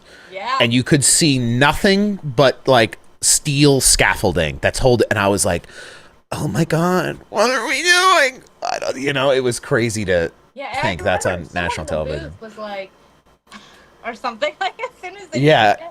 I'm like, good, get on that. At least somebody's deep sighing on their side of the world, It's not. Fox was bad. Yeah, the Prime stuff has been a breath of fresh air. I've enjoyed watching that. I love Dale That's Jr. been a good one. He's the such best. a good broadcaster. Like, not even he's Dale Jr. whatever, but he is excited to be there. He when somebody wrecks, he's yelling, he's screaming. Like, I love that. That's me. That's exactly what I do. So I want to hear that too. That's half the it's half of it's being a fan still. I think that's what gives Dale Jr. that, he was a driver, he is Dale Jr., but he's still a fan of the sport at large, where he knows how much every little thing matters because he's been a driver, he's an owner, he's worked on his own stuff. So if somebody boofs it into the wall, that's a big deal to him, because that's oh my God, this is crazy, because he's gonna have to go back to the garage and do this and that, and he has that perspective where I don't think some of the other folks do. But yeah, I mean, the broadcasting thing I've heard, the best advice in broadcasting I've heard, because that's something I try to get involved with, whether it's I do iRacing broadcasts, and I do some of the on-track stuff at Local Track by Me, and it's every lap is the last lap, and that's what I feel like Dale Jr. does. Every little thing he keeps the excitement level the same throughout the whole race, which is not the norm sometimes. Yeah, no, and it should be. Yeah. What do you think about Mexico City coming up? You excited for that? Yeah. Are you? Everybody is complaining they have all this security. I'm like, oh my God. Everybody. People are making a stink. What Blaney said was pretty funny. How he said he don't want to wreck Suarez because he doesn't want the whole country to be mad at him. That I thought was good point. Funny. I mean, it's a good strategy. Horses, so. I'm so curious. I was watching on the NASCAR channel last night. They showed the old race with Juan Pablo Montoya, the Busch Series from 08, that race. And that track, I don't think it's changed a ton in terms of layout since then. And they have this one super, super long stretch that goes into this really heavy braking zone. And I'm a big oval guy. I love ovals, like everybody loves ovals. But this is a road course that I think is... It's not going to be like a snoozer like Sonoma. We've seen good road course racing at Watkins Glen last year with Buescher and SVG, and that whole thing was crazy. And even Chicago Street Course, we've seen a lot of good action. So I think it's going to be a good time this weekend. I don't know. Too. I'm excited. I like new, and I like anytime they get all four wheels on the ground going. So do you like new because Joey Logano wins every new track? Is that part of the... What is up with that? That is... Why is that a thing? He does that. I don't get it. I was hoping you could tell me. You've probably seen more of his races, watched more of his racing than I have, and it's it's incredible. North Wilkesboro, everywhere they go. Mentality, he's I gotta be the best, I gotta win, and I feel like he just, I don't know, he really just, he wants to win. He doesn't care about anything else. He's not there. He just wants to win. He's definitely not like a points racer. That's something I can always appreciate about him, and especially some of the other veterans, too. They're not out there trying to win stages. I mean, if they win them, great, but I don't think that's the intent going into the weekend is, okay, we're going to have a strong points week. They want to go in there and win the race no matter what, and that's something that's unique about some of these older guys where it's funny to say Joey's an older guy now, which is kind of hurts my stomach because...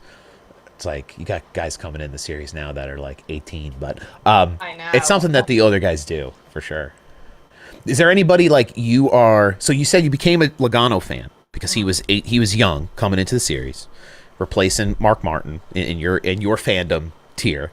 Yes. What is a driver that is? We have an Xfinity rookie class right now that is insane, and it's only going to get more stacked as 2026. We get into next year. Is there a driver in the Xfinity Series or even in the Cup Series that you are looking at now in terms of okay, I like this person, or this is somebody that I see being a superstar like Joey has become? I think Carson Hocevar. I mean, he's a Cup guy, but I feel like he has some potential. He's kind of a little crazy, but I feel like he's doing pretty well. I mean, he's running up front. But he is crazy though. He has his moments. And Xfinity, I mean, there's a couple. I mean, you could probably even say, I don't know. I don't even have like a favorite Xfinity guy anymore. Ever since Cindric came up and they pulled the Penske program down there, it's so hard for me to attach to anybody, you know? Yeah, you're not locked into like the Haas stuff or any of that. No. Sheldon Creed, Sam. I used to be a big Cole Custer, Sheldon Creed defender. I can no longer defend Cole Custer because I scratch my head some days. Sometimes. Yeah. Sheldon Creed, I like. I think it's just a shame that he can't get a win. Yeah. It's he gets Mark Martin energy. Big time. If getting second place was an Olympic sport, he'd have more gold than Fort Knox. Yeah, really. It's But that's interesting. I mean, what does this see? I don't know. Carson's been surprising me. He's actually somebody that made it up onto my actual like list, which is very hard to actually get on my. I actually like you. Like I'm gonna need to buy a Carson shirt. And I need to buy a Josh Berry shirt. Okay. Who's on the NASCAR Sky I like list? That's a coveted list. We got the 3 Penske boys, obviously. Okay. And then Carson, and then I put Kyle Busch up there a lot. I like him. I don't know. I really do like him, but he just hasn't been. He's so mediocre now, you know. It's like been a tough watch this year. It's tough, yeah. And I'm also not an RCR guy, so I'm like, ugh, like why do you even go there? I like Chase Elliott, actually, surprisingly. I used to be a Chase Elliott hater. Like that was what I was known for. I was not a Chase Elliott fan back in 2020, but I kind of got over it. Josh Berry's on there. I would say that's probably it. What was the beef with Chase Elliott? It's his fans. They are a wild bunch, aren't they? Those Hendrick fans? Well, back in 2020, I used to call them the Chase Cult because they were psychotic. But I feel like, and I talked about this actually recently, I feel like those Chase Cult members shifted to Larson because the Chase fandom is really not that bad anymore. But God, the Kyle Larson fandom, like that one guy who tweeted at me and Taylor Kitchen actually, and was like, "You both need to apologize because Kyle Larson's gonna win. He's gonna win the double, both of them."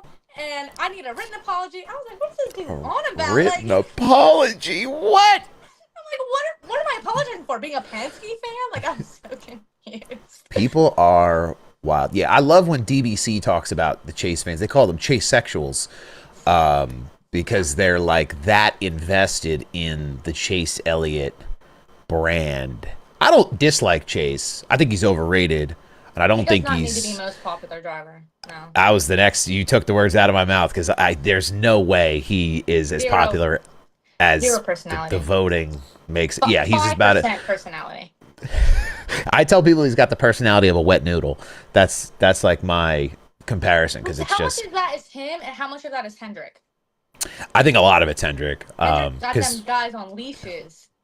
The only one who they don't sometimes is Bowman. I think because Bowman just does his own thing.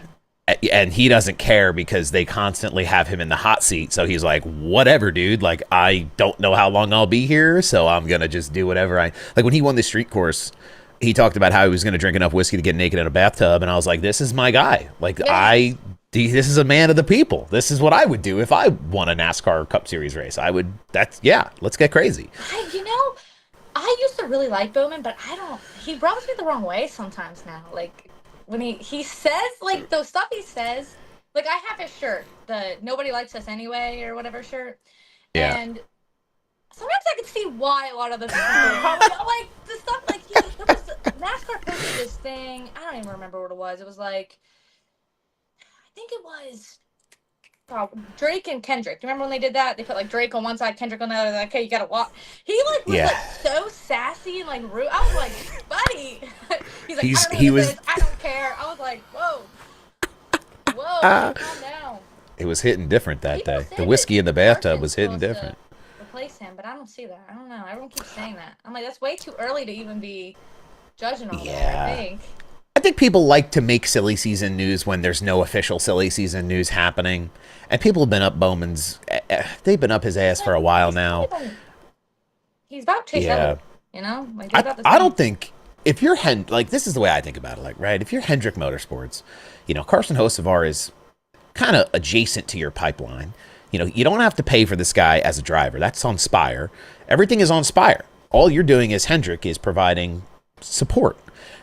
And then you know that you have enough money that at any point you could go in there and take this guy away. So why wouldn't you let him like develop where he is? He's got great speed. The cars are set up really great. He's got a good team around him. They figured out everything they need to figure out. He's running better than all his teammates.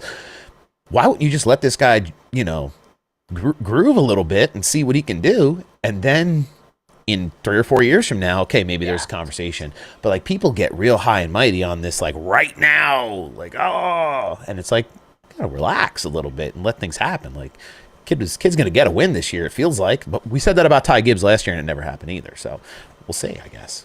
Ty Gibbs is having a rough season. We mentioned. Are you a certified Ty Gibbs hater? What happened with Ty Gibbs? What happened? Well, I can't even really. It's unfair of me to say this, but he's just a Gibbs, you know. It's like, oh my god, like you're not even that good. You're just not into the short king kind of energy he has. He's probably taller than me, so I can't even call him a short king. Like anyone's taller than me.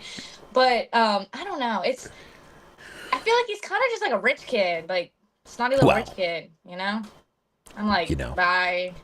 Pop's favorite. I've said that a bunch of times, like as I've talked about him over the last 2 years, where people in the media are like, "Oh my God, Ty Gibbs! Like, what if they don't win? Doesn't like what are you talking about? Like, doesn't matter. Like, what do you like? Okay, yeah, like that's what it'll turn into at some point, and it's like I think he'll be better than Austin Dillon. I think he's just going through some stuff right now, but he'll figure it out. It took Cindric 2 years. Yeah. This is his second year, right?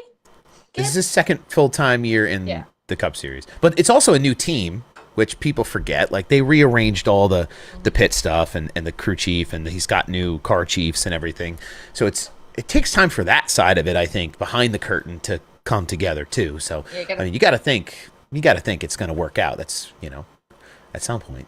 You got to build those relationships, and he'll be fine. But for now, I'm going to dog him a little bit. Because I remember his first Xfinity race, he came in and beat everybody. Yeah. He beat Cindric. Ugh, I was so mad that day. I remember. I'll never forget he wrecked Noah Gragson for the championship the one year. Or for one of the races toward the end of the championship run. And I was like, damn. All right, that's how it's going to be, huh? Actually, you just brought this memory back. Another reason I like Ty Gibbs is that Martinsville incident where he wrecked his teammate, even though he was already in the freaking playoff. Bruh, that's crazy. It's crazy, isn't it? And then he's got this beef, right? So now he owns the 54 Xfinity car now. That's his car. Pop gave him a birthday gift. And he has control over who sits in that car. So now when Corey Heim comes up, he's not going to let Corey Heim sit in that car. He's not going to let any of these Toyota drivers that he competed against are not going to run for him because he has beef with all of them. And I've heard that from a few different places over the last year or two, and it hurts my skull. Can you imagine owning a Cup car or an Xfinity car and have a Corey Heim be a driver that you could use, and you go, nah, I don't think I like him because he made contact with me in turn 2 3 years ago at a race that I didn't win. Like, can you imagine? This is why he doesn't need to own the 54 car. There are much more deserving owners out there. Yeah. I'm not surprised though. He gives off that energy. It very much so. Very much so. Naughty little rich kid. That's the whole thing. It's like I've talked about this a lot on the morning show that I do too, where I feel like the transparency of like the money in the sport has really risen to the top. Like people know now. Xfinity drivers pay for their rides. Like Sheldon Creed opened his mouth his last year at Gibbs, and was like, "I'm losing money." And people were like, "What do you mean? Like you drive the car, you get paid?" No. And I feel like that transparency has it's become more open, where fans are realizing that this is a pay-for sport. And I think it was Parker Kligerman or someone had a quote one time where you could find NASCAR level talent at any short track in America. It's just who can afford to sit in the car. And that was something that stuck with me for a long time. But when you talk about Ty Gibbs being a naughty rich kid, it's there's quite a few of them when you go down the rabbit hole of whose daddy is who and what companies they own, and I mean, God bless them. I'd be doing the same thing if it was my last name on the line. But it's interesting to see people react to it. I think online as as it gets more open. It is unfortunate, the whole money situation. I know Joey mentioned it, I don't know, last year, 2 years ago. He's like, he was a 2-time champion at the time. He's like, I'm a cup champion and I win all these things, but I still have to pay if I'm going down and racing in the cup or in the trucks or Xfinity. So it's that whole thing. I mean, that's why fingers crossed on this lawsuit. Hopefully we can get some things shifted around, because money is just not getting where it needs to go. At least it's not. That lawsuit ain't looking awesome though. I know. It's rough. It's rough looking right now. Wait, right? I don't know. It's like, how are you gonna have to pull a rabbit out of your hat, these guys, to figure it out? I got faith in the lawyer. You think so, Kessler? He's, I mean, he's, I don't know. I'm not like a law aficionado, but like when you Google Jeffrey Kessler, the guy is the one who he brokered the deal for NCAA. He brokered deals for MLB lockouts, for NFL lockouts, for NHL lockouts. Like everything he's done over the years has been extremely successful. And it's like, what do they got on this guy that now? Who knows? I don't know. I have faith. NASCAR can't keep doing it how they're doing it. It's unfair and it sucks. It literally is just, I don't know, it's disheartening sometimes, Yeah. So bad. I got you here for an hour and 15 minutes. So I got like 2 more questions for you. I don't want to keep you here all day. So what is the goal for you? Broad stroke goal. You're doing sim racing. You're doing internet things. You're working 2 jobs. You're a busy person. You love the sport. You're into fashion. Everything we've talked about. What is like what's the ultimate goal for you in this scenario that you're in the NASCAR world or in the sports world? I try to keep my mind open because there's a lot of things that I don't know. There's a lot of, positions and jobs that I'm probably unaware of. But I like social media. I like working that, but I think I would really would love to be a broadcaster. I want to be in the booth every Sunday. Okay. I don't talk well right now though. Like that's why I like the podcast. It helps me out. I kind of fumble over my words a lot, but that's something that I would really enjoy. I like sim racing, and a lot of people. I actually had somebody who spots for an Xfinity team. He was talking to me. He was like, you can get sponsorship, like we were saying, because it doesn't take a lot of talent. It takes money. And he's like, you could get some sponsorship, and you could get in a car, and da-da-da. And I'm like, I don't know. I mean, I would be open to it possibly, but I don't know if I had a lot of faith in that avenue. So probably just something like broadcasting. I wanted to do pit road reporting for a while, but I think I'd rather be in the booth, honestly. It's definitely an experience to break into those broadcast spaces. And I've, getting the reps in and doing it makes it easier. But there's all kinds of opportunities now where like the guy who I replaced at Wall Stadium this year is doing Cars Tour broadcasts this year on Fox. So like there's it's just about like I guess being at the right place at the right time. And Taylor's like the real knowledgeable person on this. Like I feel like she could take people's jobs right now that are on TV at Fox. Did I say that? I mean on TV in general. But it's definitely an interesting place, and making the connections and having the reps put in. It's I don't know. The booth is a good place. Pit road's a good place. So that's cool. That's cool that you want to do that. I think that's a good, I mean, what do I know? But I think that's cool that you want to chase that down, where there's a lot of other people who would have different answers, I feel like. I just want to work in NASCAR. Like there's all kinds of jobs. That's what I mean. I don't even care. Let me go to the races every weekend. Like I'll do whatever. I knew somebody who worked for RCR, and she worked as part of like the 8 teams, like press, or not press, but PR, like events, the hospitality, and she traveled to every race for about 3 years, and then she got tired of traveling to every race, so she moved on from it. But there's definitely the opportunity to do that stuff. But and then I guess my second question is one that I steal from Harvick.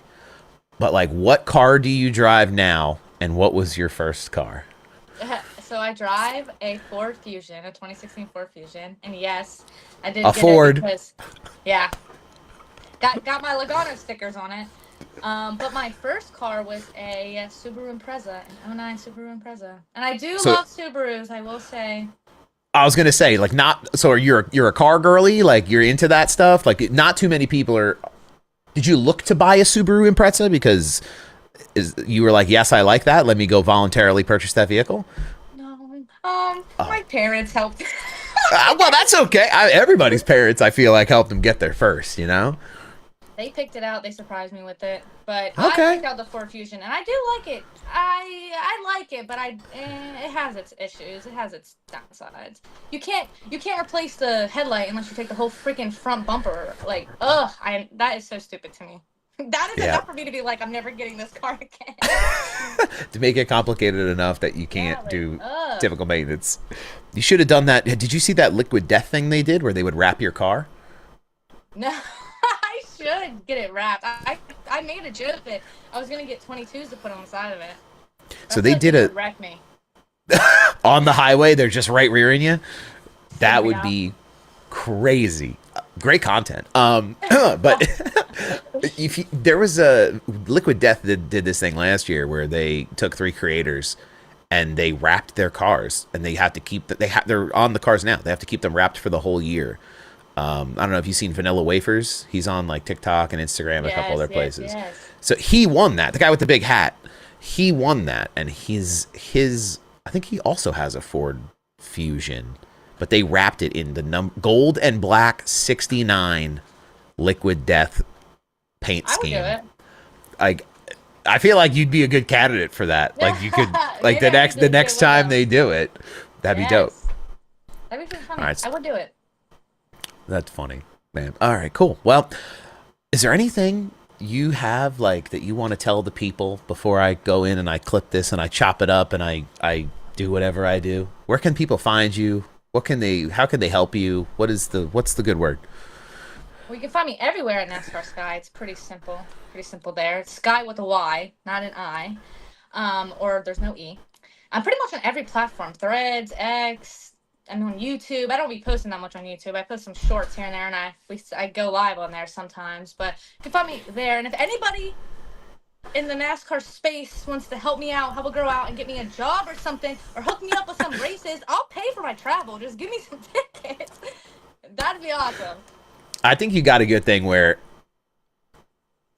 if you DM'd teams, and I'm not. I can't speak from experience of having success with this, but I would say with confidence, some confidence, that if you DM'd teams and you asked them about like doing content at a race, they might not pay for your travel, but they would hook you up with VIP. That's what I mean. I'll pay for I think they would.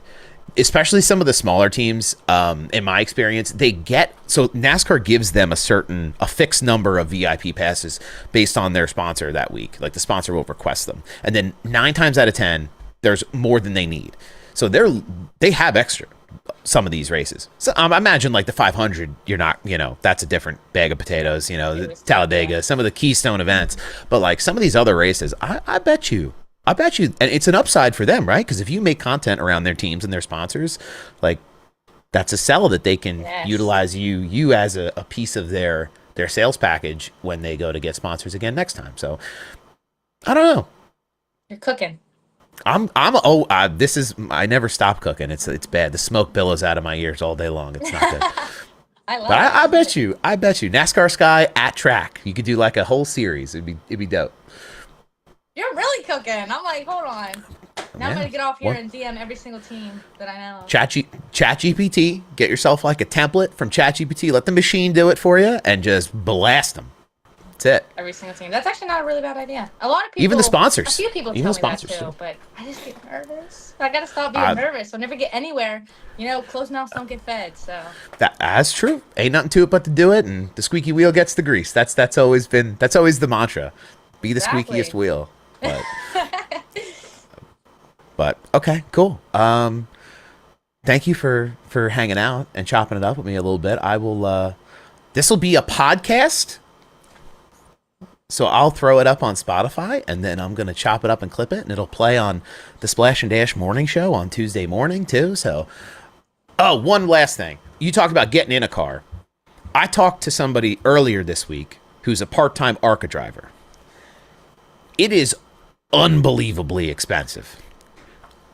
Unbelievably expensive to jump in some of these machines. So I would love to, NASCAR racing experience. Oh, that's cool. And then this guy's running races, like he works in an oil field and then he runs races on the weekends. But it's almost sickening what it costs to finish. Like, they give those drivers a lot of shit. Like, oh, it's not fair that a car is running 28th and got lapped on the 6th lap. But these are people who are like regular people, and they're just paying their way to try to do it. And it's crazy. So, I mean, we'll get you. I mean, that'd be cool. That'd be cool to do, but super expensive. Yeah, you would have to get. The only way that I would ever do it is if I just had sponsorship or some sponsors in the backing in my back pocket. Well, there you go. Hungry mouths don't get fed. So now you know. Ain't nothing to it. Get after it, and we'll see you on track with Joey. Something like that.